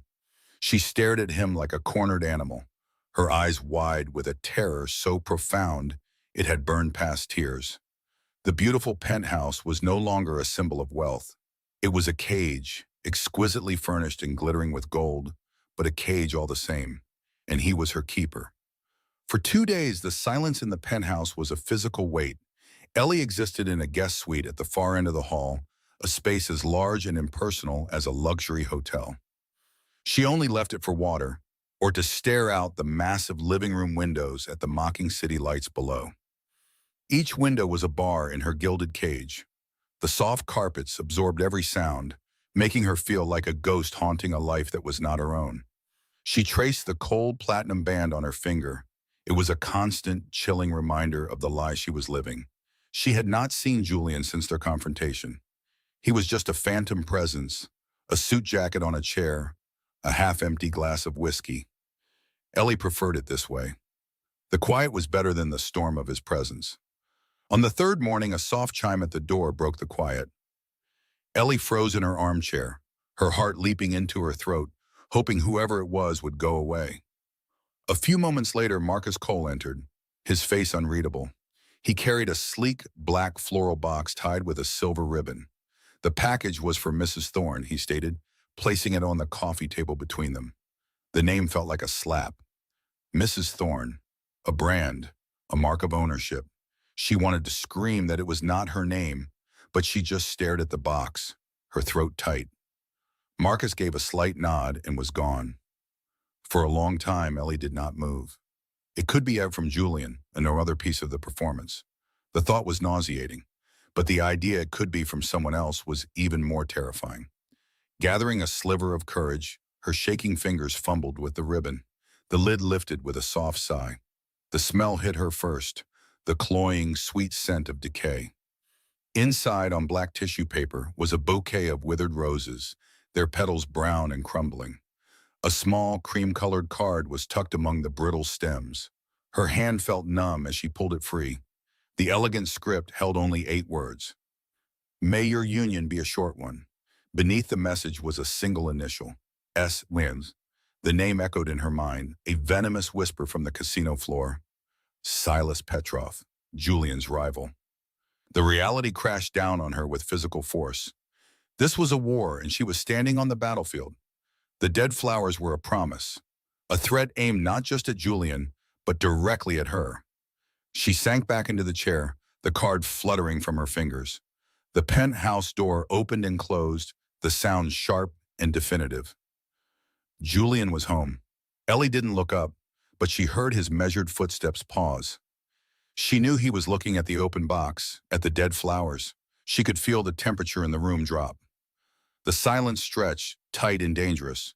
When he finally spoke, his voice was deceptively soft, a low rumble of controlled fury. Who sent this?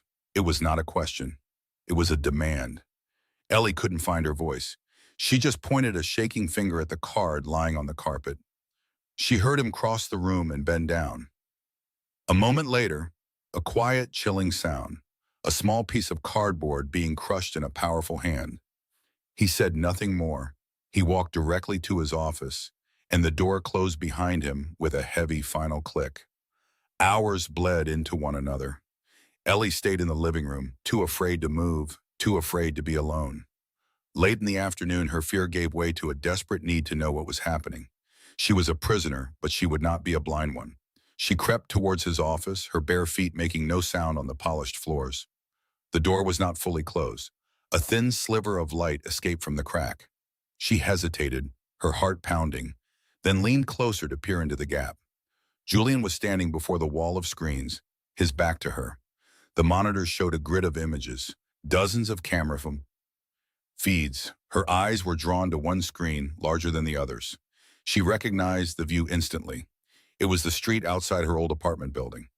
The familiar brick facade, the crooked sign of the laundromat on the corner.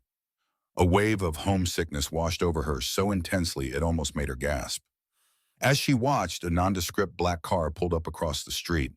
Then another car, a dark blue sedan, screeched around the corner and blocked it in. 4 men in dark suits emerged from the second car. Julian's security.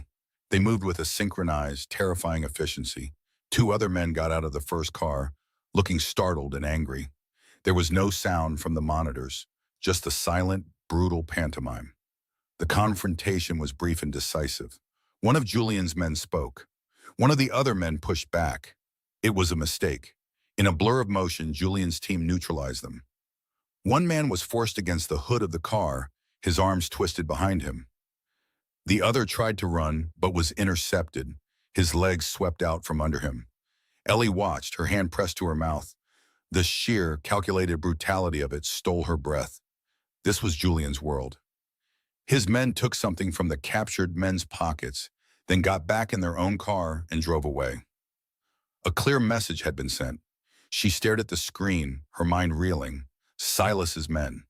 They had been at her apartment. They were hunting for a weakness in Julian's new armor, and she was that weakness. Then a more complicated realization began to dawn. He had anticipated this. He had fortified her old life. He was not just protecting his new wife, he was protecting Ellie Vance. He had shielded the very thing he had taken from her. She backed away from the door, her mind a storm of conflicting emotions, and retreated to the couch. Darkness fell outside the towering windows. Julian still had not come out. Ellie must have dozed off because the sound of the main door opening startled her awake. She sat up, disoriented, as Julian stepped into the penthouse. He looked different. His suit jacket was gone, his white shirt open at the collar, his tie loosened. He moved with a heavy weariness she had never seen. As he walked into the light, she saw it, a thin, dark red line on his high cheekbone, just below his left eye, a fresh cut, clean and sharp. He had not just sent his men, he had been there himself. Their eyes met across the vast, silent room. Her breath caught. She expected anger or a cold dismissal, but his gray eyes were dark, shadowed with an exhaustion that seemed to go bone deep. He held her gaze for a long moment, an unreadable expression on his face.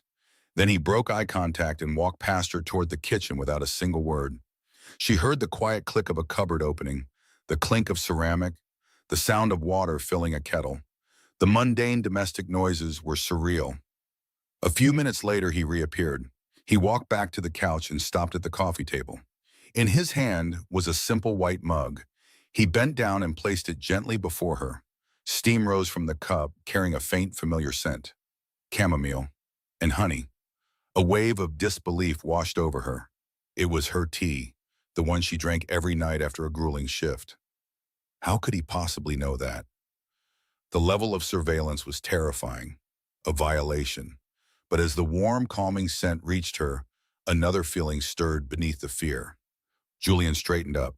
He didn't look at her or wait for a reaction. He turned and walked towards his office, his shoulders slumped slightly with fatigue. The door closed behind him with a soft click. Ellie stared at the closed door before her gaze drifted back to the mug. The man who ruled a violent underworld had just made her a cup of tea. The contradiction was staggering, more unsettling than his rage. Her hand trembled as she reached out, her fingers hovering over the mug before she touched it.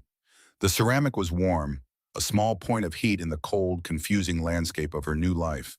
The warmth from the teacup had long since faded, but Ellie still held it in her hands. She had sat in the silent, cavernous living room for hours, watching the city lights blink into a scattered diamond dust below. The tea was a contradiction, a small island of comfort in an ocean of violence and fear. Julian had returned with a cut on his face, a ghost of the brutality she had witnessed on the security screens.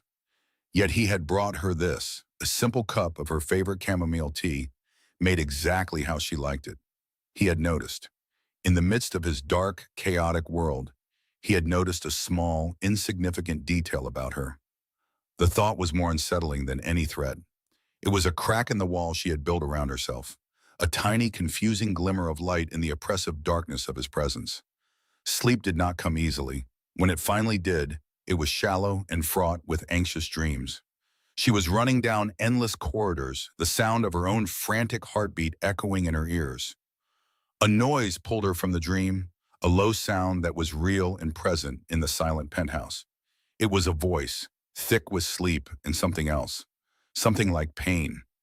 Ellie sat up in bed, her own heart thumping a heavy rhythm against her ribs.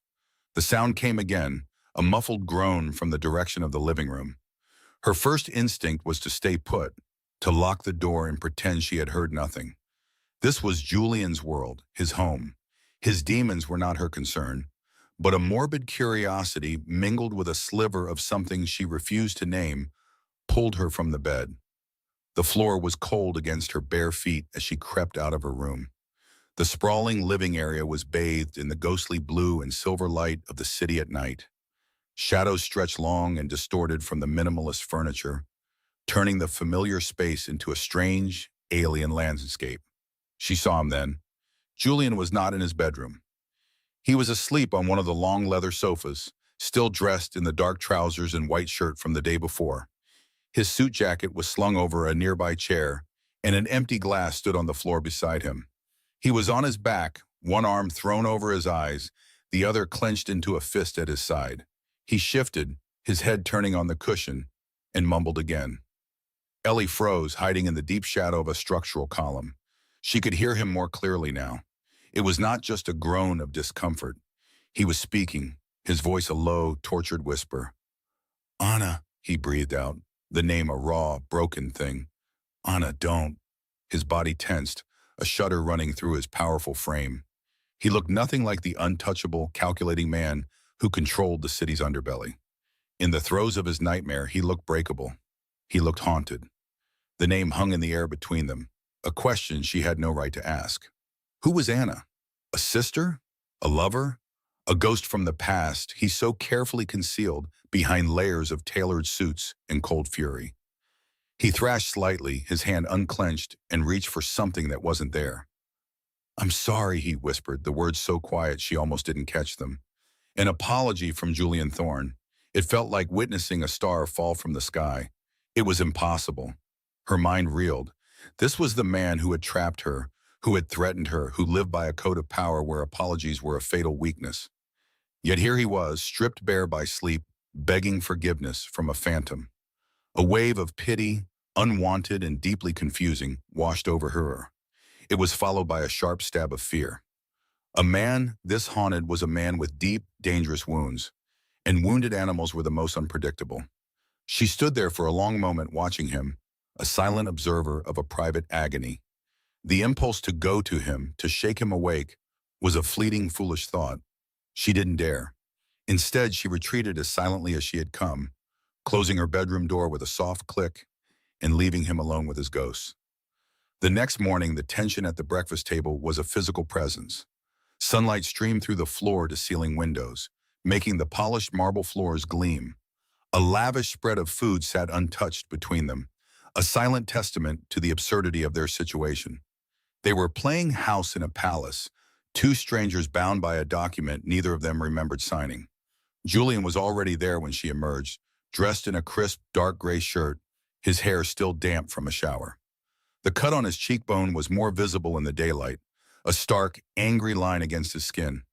His face was a familiar mask of cool indifference, but Ellie now knew what lay beneath. She had seen the cracks. She avoided his eyes, focusing on pouring herself a coffee. Her hands were not entirely steady. The memory of his whispered pleas in the dark was too fresh, too raw. She sat down opposite him, the vast expanse of the marble table, a welcome barrier. The silence stretched, broken only by the faint clink of her spoon against her cup. She felt his gaze on her, intense and analytical. It was a feeling she had grown accustomed to, the sensation of being watched, cataloged, and assessed. But today it felt different. It felt as if he were looking for something, searching for a sign that she had witnessed his moment of weakness. Her fingers found the familiar comfort of the small silver locket she always wore around her neck. It was a nervous habit, something she did without thinking when she felt stressed or cornered. The worn, tarnished silver was cool against her skin, a tangible link to a life that felt a million miles away.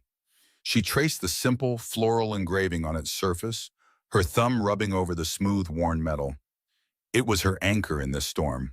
"Who is in it?" His voice cut through the silence, low and direct. Ellie's head snapped up.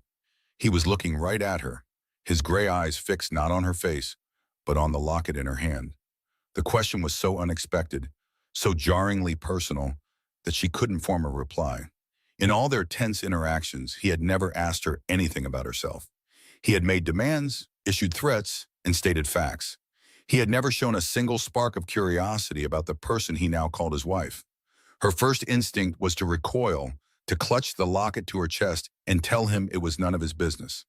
This was hers. This was the one part of her life he hadn't touched, hadn't tainted.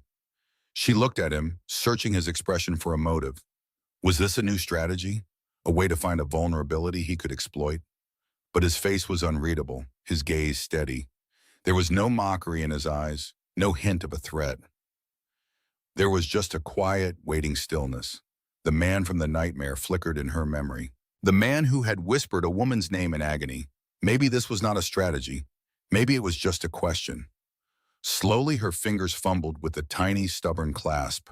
It was old, and she had to work her thumbnail into the groove to pry it open. The metallic click was loud in the quiet room. She held it out, not leaving her seat, but turning it so he could see. The locket lay open in her palm. Inside were two tiny, faded photographs, tucked behind minuscule frames.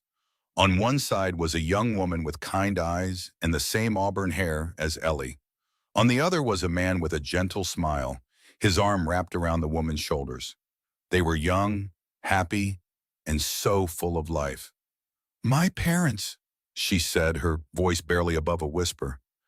"They passed away when I was 16. A car accident." She hadn't meant to add the last part, The words just came out, filling the sterile air of the penthouse with a long-buried grief. Julian leaned forward slightly, his gaze dropping to the locket in her hand. He didn't speak for a long moment. He just looked. Ellie watched his face, holding her breath. She saw it then, a subtle, almost imperceptible shift. The hard line of his jaw softened. The icy control in his gray eyes flickered, replaced by something unreadable, something deep and shadowed. It wasn't pity, it was something closer to recognition, a quiet acknowledgement of a shared, desolate landscape of loss. For a single, fleeting second, the impenetrable armor of Julian Thorne was gone. She was looking at a man who understood what it was to have ghosts, and then, just as quickly as it had appeared, it was gone. The mask slid back into place. His expression became shuttered, his eyes once again cool and distant. He leaned back in his chair, his posture reverting to its usual state of coiled, formidable power. The moment had passed. It had been so brief she wondered if she had imagined it, but she knew she hadn't. She had seen it. She had seen him. He gave a curt, almost imperceptible nod. "I see," he said. The words were neutral, devoid of the emotion she had seen in his eyes just a second before. He picked up his coffee cup, his movements precise and controlled, as if the last minute had never happened. Ellie slowly closed the locket, the click echoing the closing of the brief, strange window between them. She tucked it back beneath the collar of her shirt, the cool metal a strange comfort against her skin. The air in the room had changed. The silence was no longer just empty. It was charged, filled with the weight of the things she had shared and the things she had seen in him. They were still captor and captive, two enemies trapped in a gilded cage. But something new and fragile now existed between them, a shared crack in their respective armor. She reached for the salt shaker at the center of the table, her mind still replaying his fleeting moment of vulnerability. At the exact same instant, his own hand moved, reaching for the very same thing. Their fingers brushed. It was the barest of touches, skin against skin for no more than a second. But a jolt, sharp and startling as a static shock, shot up her arm. It was pure, unadulterated electricity, a current that seemed to arc directly from his skin to hers. Her heart leaped into her throat, and a gasp caught in her lungs.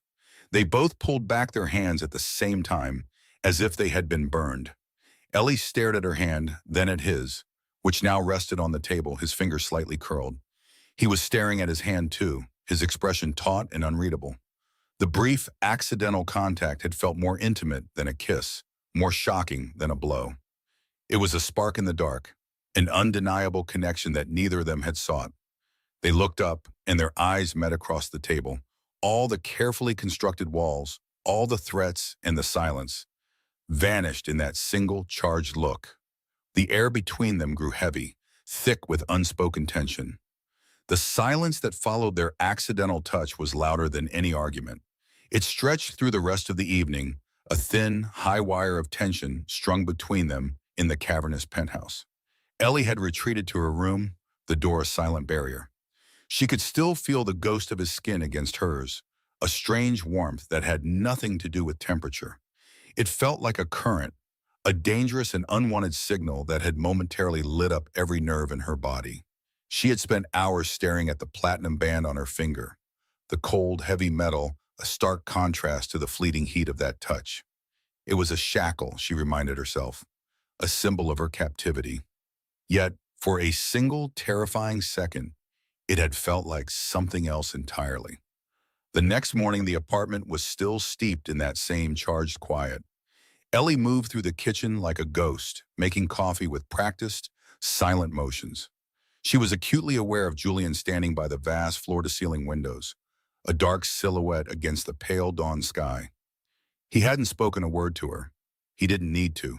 His presence filled the space, a constant low pressure against her senses. She focused on the swirl of steam rising from her mug, her fingers wrapped tight around the ceramic.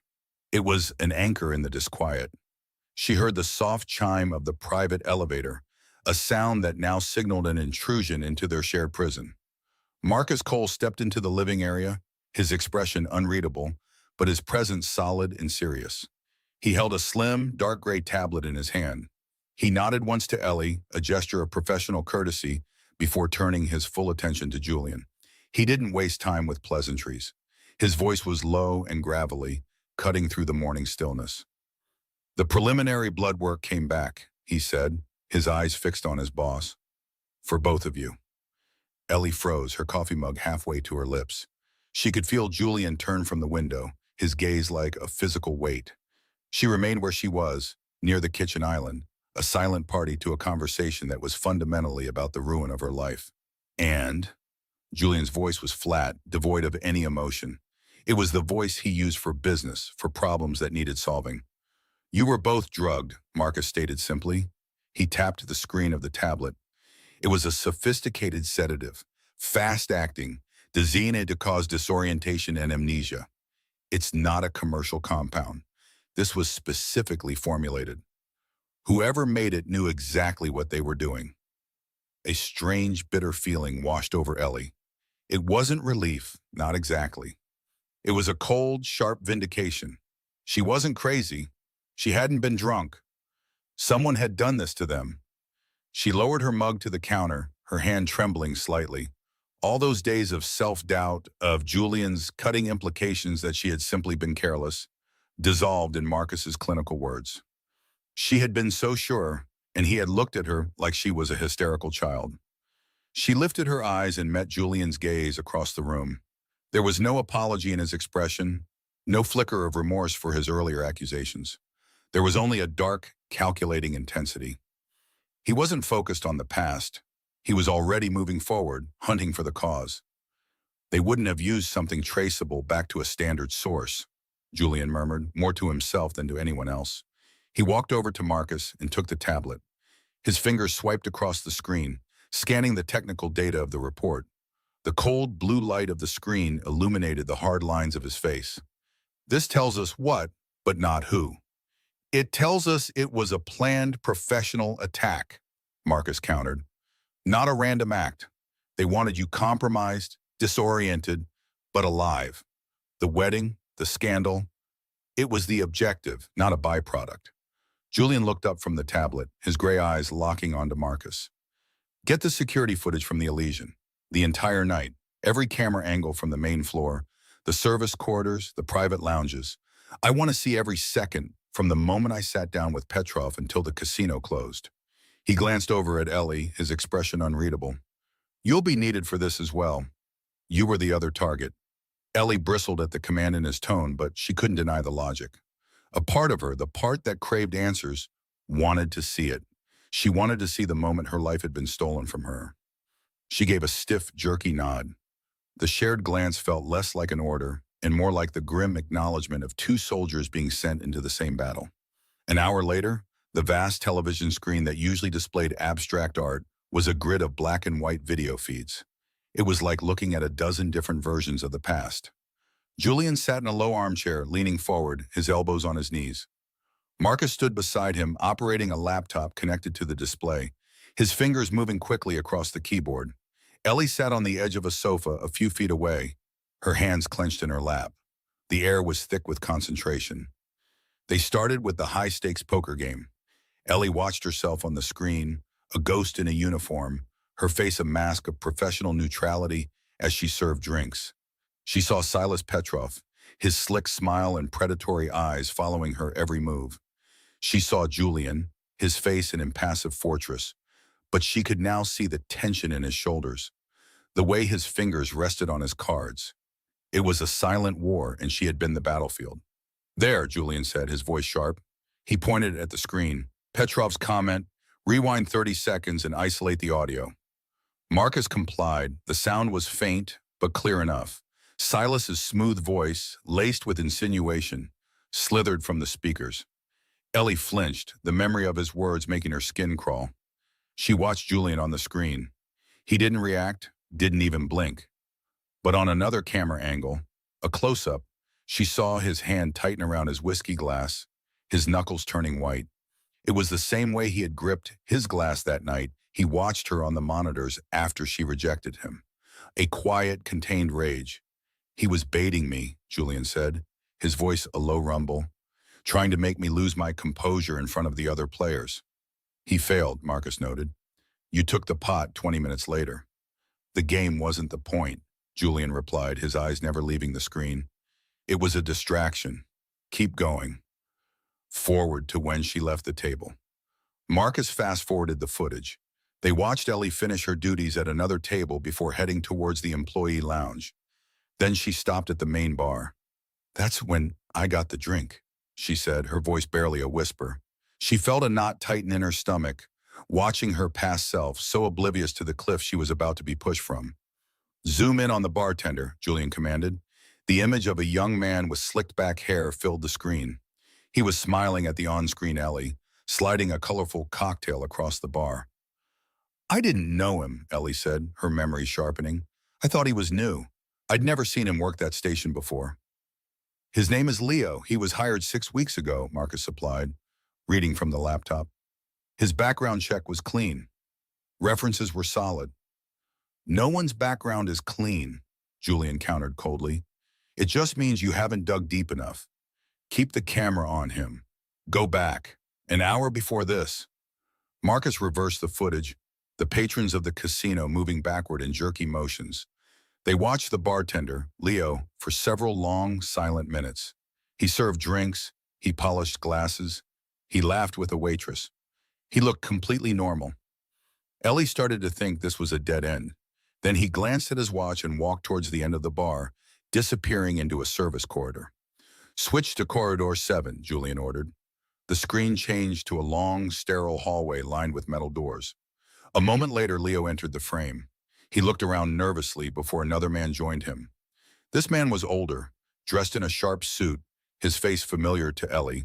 He was one of Julian's men, an associate she'd seen with him dozens of times. That's Thomas, she breathed. Julian's body went rigid in his chair.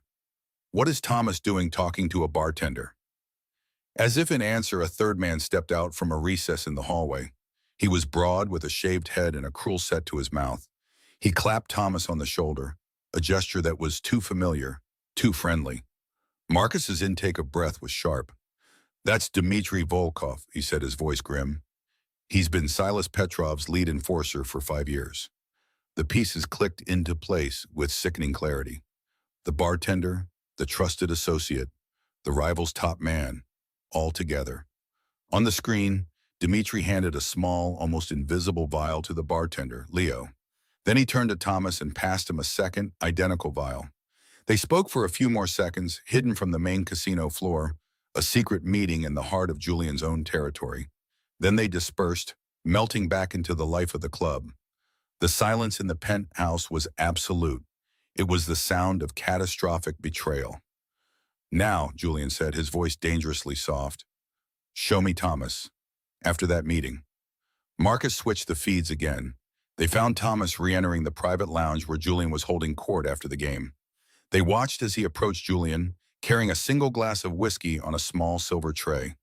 He leaned in, murmured something, and placed the drink at Julian's elbow.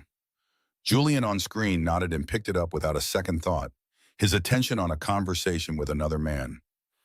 He had taken a drink from a trader's hand. Ellie felt a chill snake down her spine. The conspiracy was more intricate, more personal than she could have ever imagined. It wasn't just a random bartender, it was one of Julian's own. Silas hadn't just attacked Julian, he had turned Julian's own strength, his own trusted circle, against him once. This wasn't just about business. This felt like a deep, personal vendetta. Julian stood up from his chair. He walked slowly toward the screen, his movements unnervingly calm. He was staring at the frozen image of Thomas, his supposed loyal man, his face a picture of earnest servitude as he offered the poisoned drink.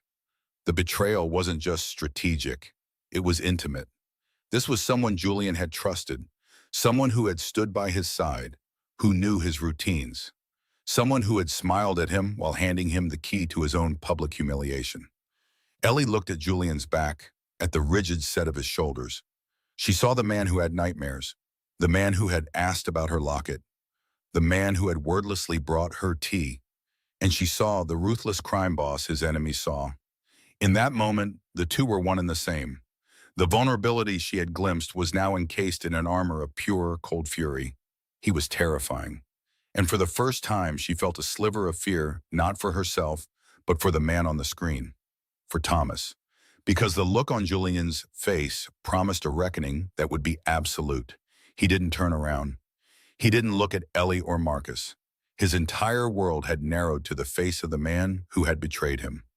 The air in the room crackled, heavy with unspoken violence. When he finally spoke, his voice was a blade of ice, stripped of all warmth, all emotion, leaving only a chilling, lethal intent. "Find him," he ordered Marcus. Julian's gaze remained fixed on the frozen image of his associate, a man he had trusted for nearly a decade. The betrayal was a shard of ice in his gut, cold and sharp. Marcus stood beside him, silent, letting the weight of the discovery settle in the vast, quiet office. The city lights twinkled below, indifferent to the war that had just been declared within these glass walls. Julian's voice, when it finally came, was stripped of all emotion, leaving only a chillingly calm directive. "Find him," he had ordered Marcus. And now the hunt was on. The call came less than an hour later. It was a burner phone, a ghost number that flickered into existence for a single purpose. Marcus answered, putting it on speaker. The voice was thin, laced with a tremor of manufactured fear. It was Thomas, the man from the security footage. He claimed he had been forced to cooperate with Silas. He said he had information, the location of Silas's main operation, a way to end this, but he was terrified. He would only speak to Julian alone. He named a disused warehouse by the eastern docks, a place of rust and shadows. Marcus immediately shook his head. "It's a transparent trap, Julian. Silas is pulling you into the open." Julian didn't even look at him. His eyes were still on the city below. "I know," he said, his voice a low rumble.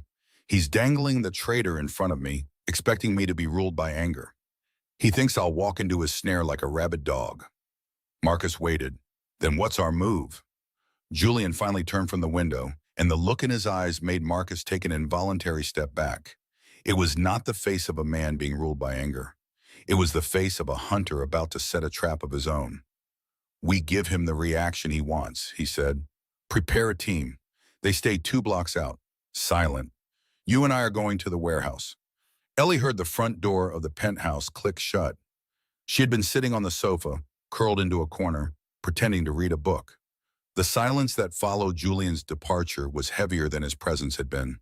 It was a loaded silence, filled with the unspoken violence of his world. She had spent days in this cage, learning its rhythms, the hum of the air filtration system, the soft chime of the private elevator, the way the light shifted across the polished marble floors as the afternoon sun bled into evening. She had also spent hours watching the security feeds on the main control panel in Julian's office, a privilege he'd granted her with a dismissive wave one afternoon. He thought she was looking for a weakness, an escape. She was, but she was also learning the fortress. A sudden, unfamiliar sound made her freeze. It was a soft, metallic click from the direction of the main entrance, a sound that did not belong to the penthouse's usual symphony. It was too sharp, too precise. Her heart gave a single hard thud against her ribs. She set her book down, her movements slow and deliberate, her ears straining. Another click, closer this time, from the secondary service door near the kitchen. They weren't breaking the doors down. They had access. The traitor, Thomas, hadn't just given them a story for Julian. He had given them the keys to the kingdom. Panic, cold and sharp, tried to claw its way up her throat, but she swallowed it down. Screaming was pointless. There was no one to hear her but them. Julian was gone. Marcus was gone. She was utterly, completely alone. For a terrifying second, she felt like the cornered animal from their first day here. But something had changed since then. She had seen the dead roses from Silas. She had seen the men Julian had intercepted near her old apartment. She had seen the nightmare flicker across his sleeping face. He was not her savior, but he was her enemy's enemy. And right now, that made him an ally. Her mind raced, replaying the blueprints and camera angles she had memorized out of sheer defiant boredom. The main living area was a death trap. Wide open spaces, floor-to-ceiling windows. No cover. But Julian's office, it connected to a narrow service corridor. It was meant for maintenance crews, a cramped, windowless passage that snaked through the building's core. It led down to the staff levels, and from there to a fire exit that opened into the back alley. Freedom, the thought was a dizzying rush. This was her chance. She could disappear into the night, leave the entire Thorne empire and its violent rivalries behind. She moved without another thought, her bare feet silent on the cold floor. She slipped into the office, the scent of his cologne, whiskey, and paper hanging in the air. On the large monitor, she saw them. 3 figures dressed in black, moving with practiced efficiency through the foyer. They were carrying suppressed weapons. Her blood ran cold. She fumbled for the hidden panel beside the bookshelf, the one Marcus had shown her during a terse security briefing. Her fingers found the nearly invisible seam. It clicked open, revealing a small red button. The silent alarm. It wouldn't make a sound in the penthouse, but it would light up every monitor at Julian's central security hub and send a direct alert to Marcus's phone. She pressed it, hard. A moment later, she was sliding into the darkness of the service corridor, pulling the heavy door shut behind her. The air was stale and cool. A single line of dim safety lights illuminated a path downward. She could hear her own frantic breathing, the frantic beat of her own heart. Below her, several floors down, was the alley. A new name, a different city, a life she could claim as her own again, free from the weight of a platinum ring and a man who was both her jailer and her protector. She took a step down, then another. The concrete was rough beneath her feet. Freedom was so close she could almost taste the rain-slicked pavement of the street. And then she stopped. Her hand gripped the cold metal railing. Why? The question echoed in the tight space. Why was Silas doing this? He wasn't just trying to abduct her. He was doing it while Julian was gone. He had split Julian's attention, pulling him across the city on a fool's errand. This wasn't just an attack. It was a humiliation. Silas wanted to prove that Julian couldn't protect his own home, couldn't protect his own wife. He wanted to strip Julian of his power, his reputation, his aura of invincibility. And he was using her as the crowbar to do it. If she ran now, Silas would win. He would either catch her in the streets, or, if she escaped, the story would be the same. Julian Thorne's new bride fled at the first sign of trouble. He couldn't even hold on to a waitress. He was weak. His enemies would circle, and his empire would bleed. And Julian, he would be destroyed. The thought sent a strange, unwelcome pang through her chest. She remembered the look on his face when he spoke of the betrayal, the flicker of vulnerability in his eyes when he saw the locket with her parents' photo. She remembered the cup of tea he had brought her, a silent offering of comfort in the middle of their Cold War. Running away meant letting Silas win. It meant being a pawn, a prize to be won or lost. She had spent her entire life refusing to be a pawn for anyone. She straightened up, a new hard resolve settling in her bones.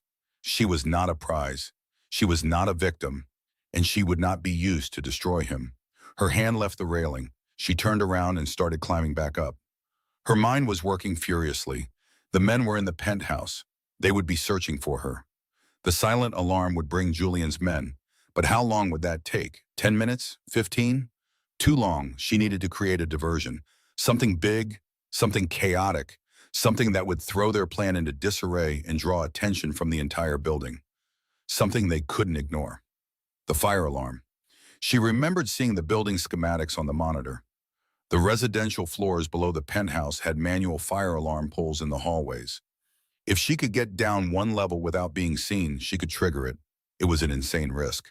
The service corridor had access panels at every floor. She could slip out, but they might have men posted in the main stairwells. She had to be fast. She found the panel for the floor directly beneath the penthouse. It opened with a soft groan. She peered through the crack. The hallway was empty, a long carpeted expanse of silent, expensive doors. She held her breath and slipped out, her heart hammering against her ribs. She felt exposed, a ghost in a world she didn't belong to. The alarm pole was halfway down the hall, a small red box mounted on the wall. It felt like it was a mile away. Every shadow seemed to hold a threat. Every distant sound from the city below felt like approaching footsteps. She forced herself to move, her steps light and quick. She reached the box, her hand trembling as she lifted the plastic cover. For a split second, she hesitated. This would bring chaos. It would bring security, firefighters, panic. It was irreversible. She thought of Julian's cold, gray eyes, and for the first time she saw not a threat, but a man walking into an ambush that was meant for both of them. She pulled the lever down. The effect was instantaneous. A deafening klaxon began to blare, and strobing white lights flashed relentlessly, turning the plush hallway into a disorienting nightmare of noise and light. Doors began to open as confused residents peered out. Ellie didn't wait. She darted back to the service corridor, pulling the door shut just as the first heads appeared. Her job was done. Now she had to get back. Staying out here was suicide. Meanwhile, Julian's car tore through the city streets. Marcus was driving, his knuckles white on the steering wheel. Julian sat in the passenger seat, his phone pressed to his ear. The silent alarm had blared on Marcus's phone just as they arrived at the warehouse. It was empty. A single light bulb swayed in the dusty expanse, illuminating nothing. The trap wasn't here. It was back at home. The rage Julian felt was a white-hot fire, but his mind was icily clear. Silas wasn't after him. He was after Ellie. He had miscalculated. He had let his anger over the betrayal cloud his judgment, and he had left her vulnerable. The thought was a physical blow, knocking the air from his lungs. If Silas touched her, his phone buzzed again. It was the head of his security team. "Sir, we have a situation. The building's main fire alarm has been triggered. The lower residential floors. We have men moving in, but the place is chaos. Fire trucks are en route. The elevators are locked down. What are your orders?" Julian's mind pieced it together in a flash. The silent alarm. Then minutes later, the fire alarm. It wasn't a coincidence. It was a strategy. It was a diversion. As they screeched to a halt a block from the tower, they could see it. An ecosystem of emergency. Flashing red and blue lights painted the sides of the skyscraper. Fire trucks and police cars clogged the entrance. And in the midst of it all, Julian's men, recognizable by their dark suits and grim efficiency, were clashing with another group near the main doors. Silas's men caught between entering the building and dealing with the unexpected arrival of Julian's forces. The fire alarm had flushed them out, creating a bottleneck of confusion right at the entrance. It had stalled their operation, buying precious minutes. Julian was out of the car before it had fully stopped, Marcus right behind him. He moved through the case, his focus absolute. He needed to get to her. He pushed past a police officer, his eyes scanning the building, the entrance, the crowd. He expected to find his men reporting that the penthouse was breached, that she was gone. He braced himself for the impact of that failure. And then he saw her. She wasn't gone. She wasn't cowering. She was standing near a service entrance to the side of the main lobby, partially hidden by the swirling lights and panicked residents. She was just standing there watching the scene unfold. Her hair was a mess falling from its bun. Her simple clothes were rumpled. And across one cheek was a dark smudge of soot, as if she had pressed her face against a dirty wall. She looked small and out of place in the middle of all the violence and mayhem. But as their eyes locked across the chaos, across the flashing lights and screaming sirens, he saw none of that. He saw the defiance in her posture. He saw the sharp, intelligent calculation in her eyes. She wasn't a victim caught in the crossfire. She was the one who had set the fire. She hadn't run. She had a clear path to freedom, and she had turned back. She had stayed. She had fought. Not with a weapon, but with a plan. A plan that had saved his men, stalled his enemy, and protected his home. In that instant, she was no longer the waitress he was obsessed with, the girl he had trapped in a gilded cage. He saw her not as a liability to be protected, but as an unexpected, defiant partner. The distant wail of sirens faded into the city's hum, leaving a ringing silence in its wake. Marcus had gone, his men sweeping through the building, securing every corner and dealing with the aftermath of Silas's failed ambition. The penthouse door clicked shut, a sound so final it seemed to seal the world away. They were alone. Julian and Ellie stood in the vast living room, the space between them charged with the residue of adrenaline and fear. The air still tasted faintly of smoke from the fire alarm she had pulled. The flashing emergency lights were gone, but the ghost of their frantic pulse still seemed to flicker at the edge of her vision. Julian hadn't moved. He just watched her, his expression stripped of its usual command. The mask was gone, and what was left was something raw and unsettled. He saw the soot on her cheek, a dark smudge against her pale skin, a testament to the chaos she had navigated. He finally took a step, then another. The sound of his expensive shoes on the marble floor was unnervingly loud in the quiet. Ellie's heart was a frantic drum against her ribs, echoing in the sudden stillness. She didn't back away. She had run enough for one night, and her running had led her right back here. She held her ground, her chin held high, waiting. He stopped just before her, so close she could feel the heat radiating from him. He lifted his hand slowly, giving her every chance to retreat.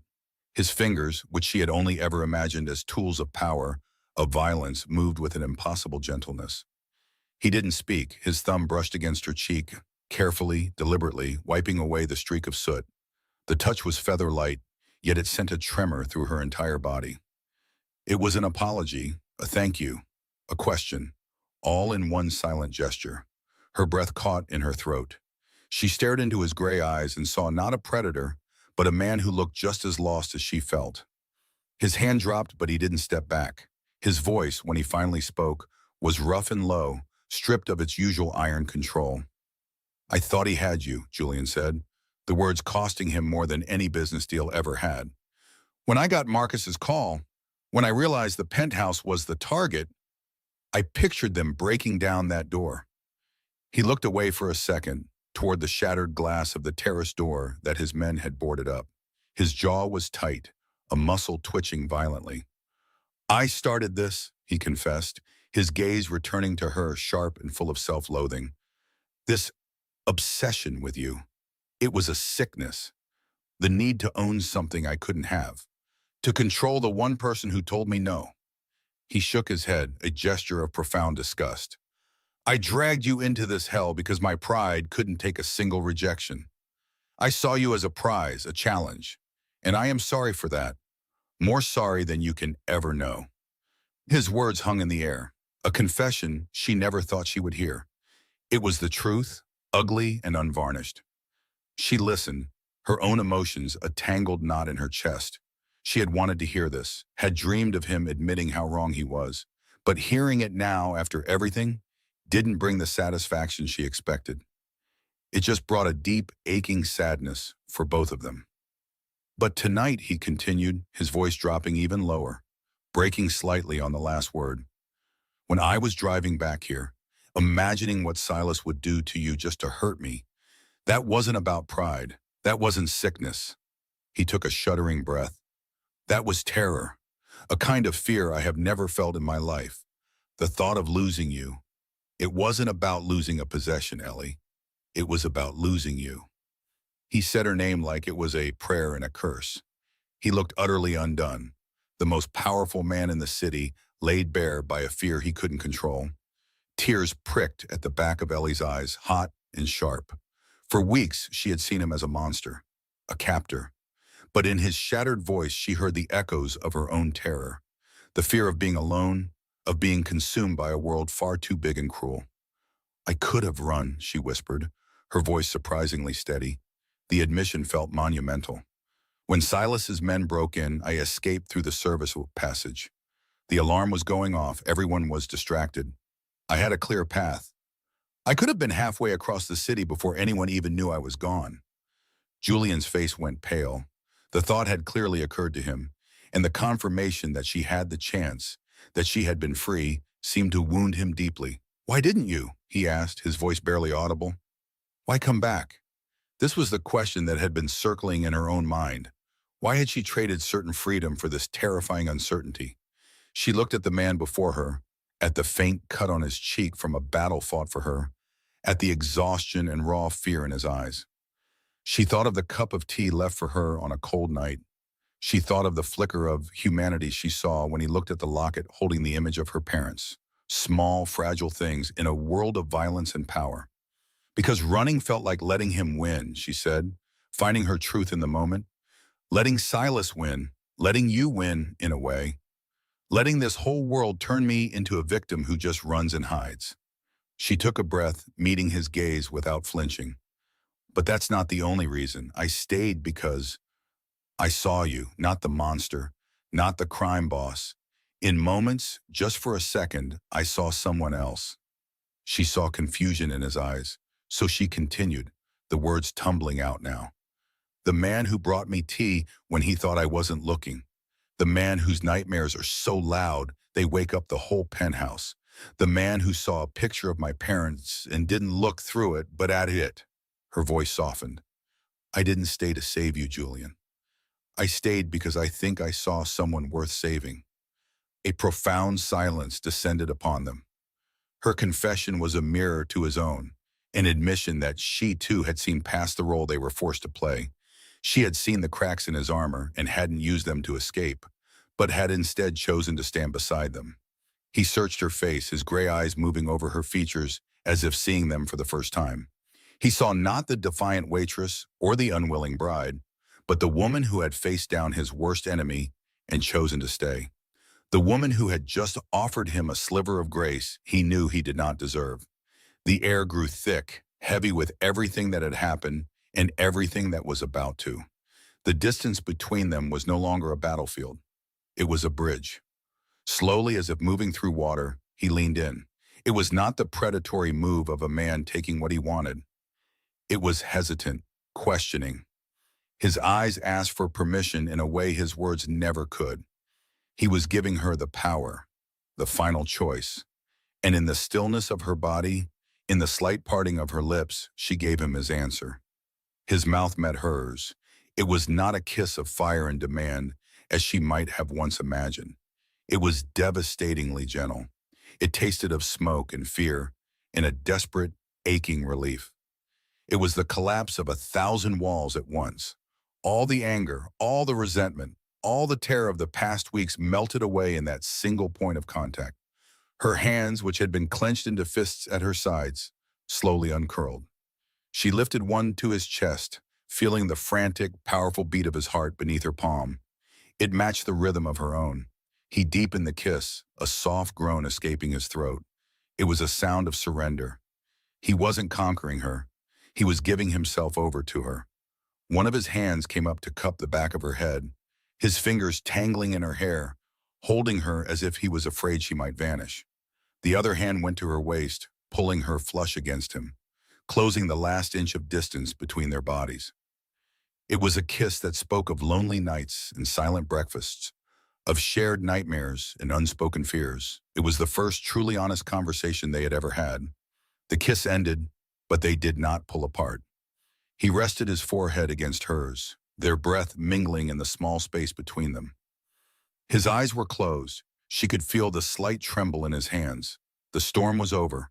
The chaos had passed, leaving behind this fragile, unbelievable calm.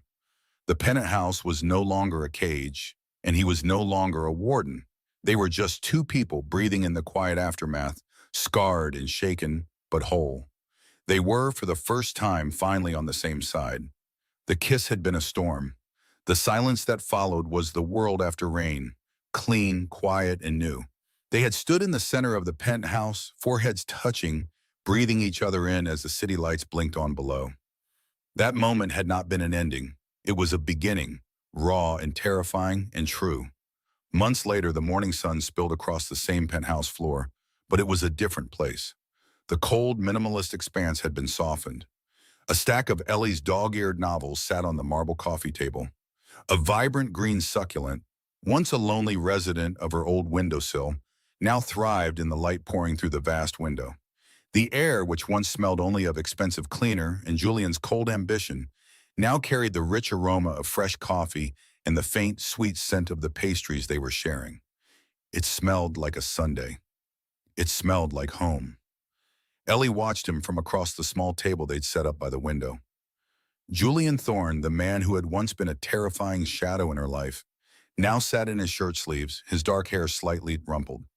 He was reading a newspaper, a crease of concentration between his brows.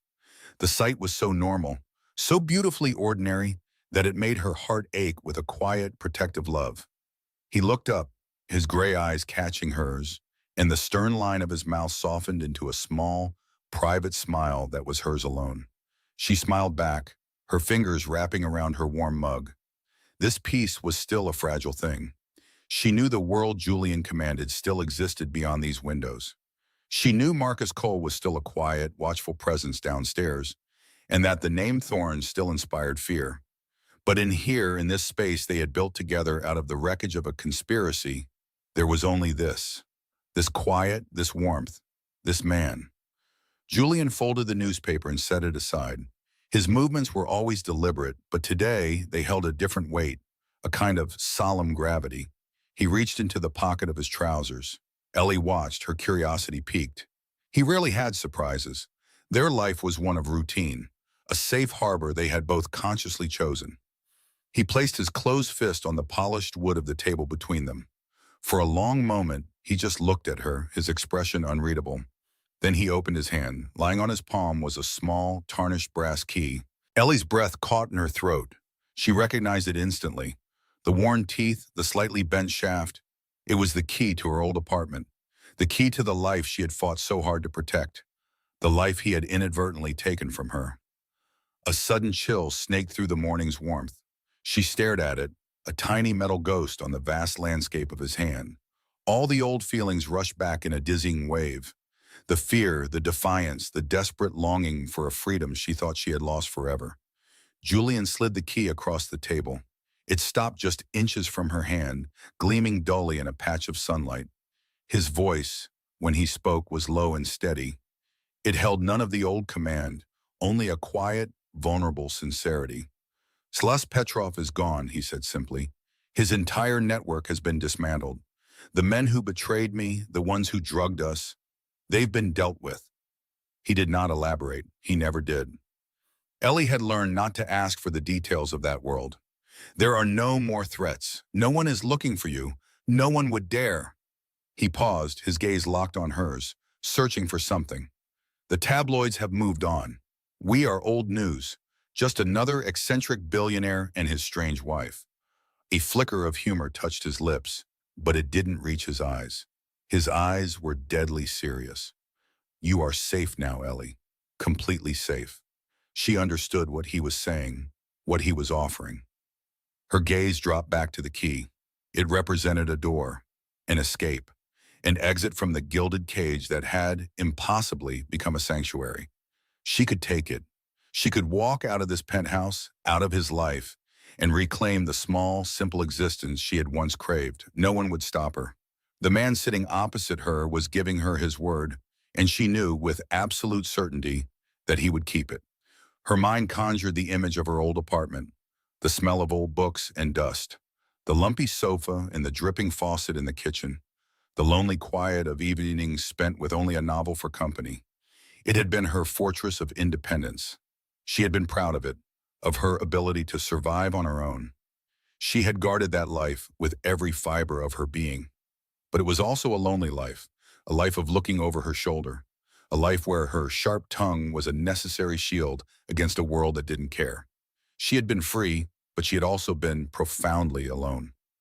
You were always free to go, Julian continued, his voice softer now, almost hesitant. It was the sound of a man baring his throat.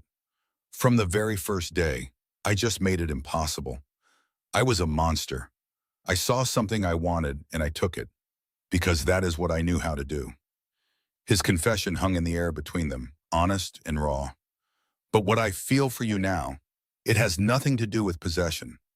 I thought I would lose my mind the night Silas took you. I realized then that my life wasn't about control. It was about you. Tears pricked at the corners of Ellie's eyes.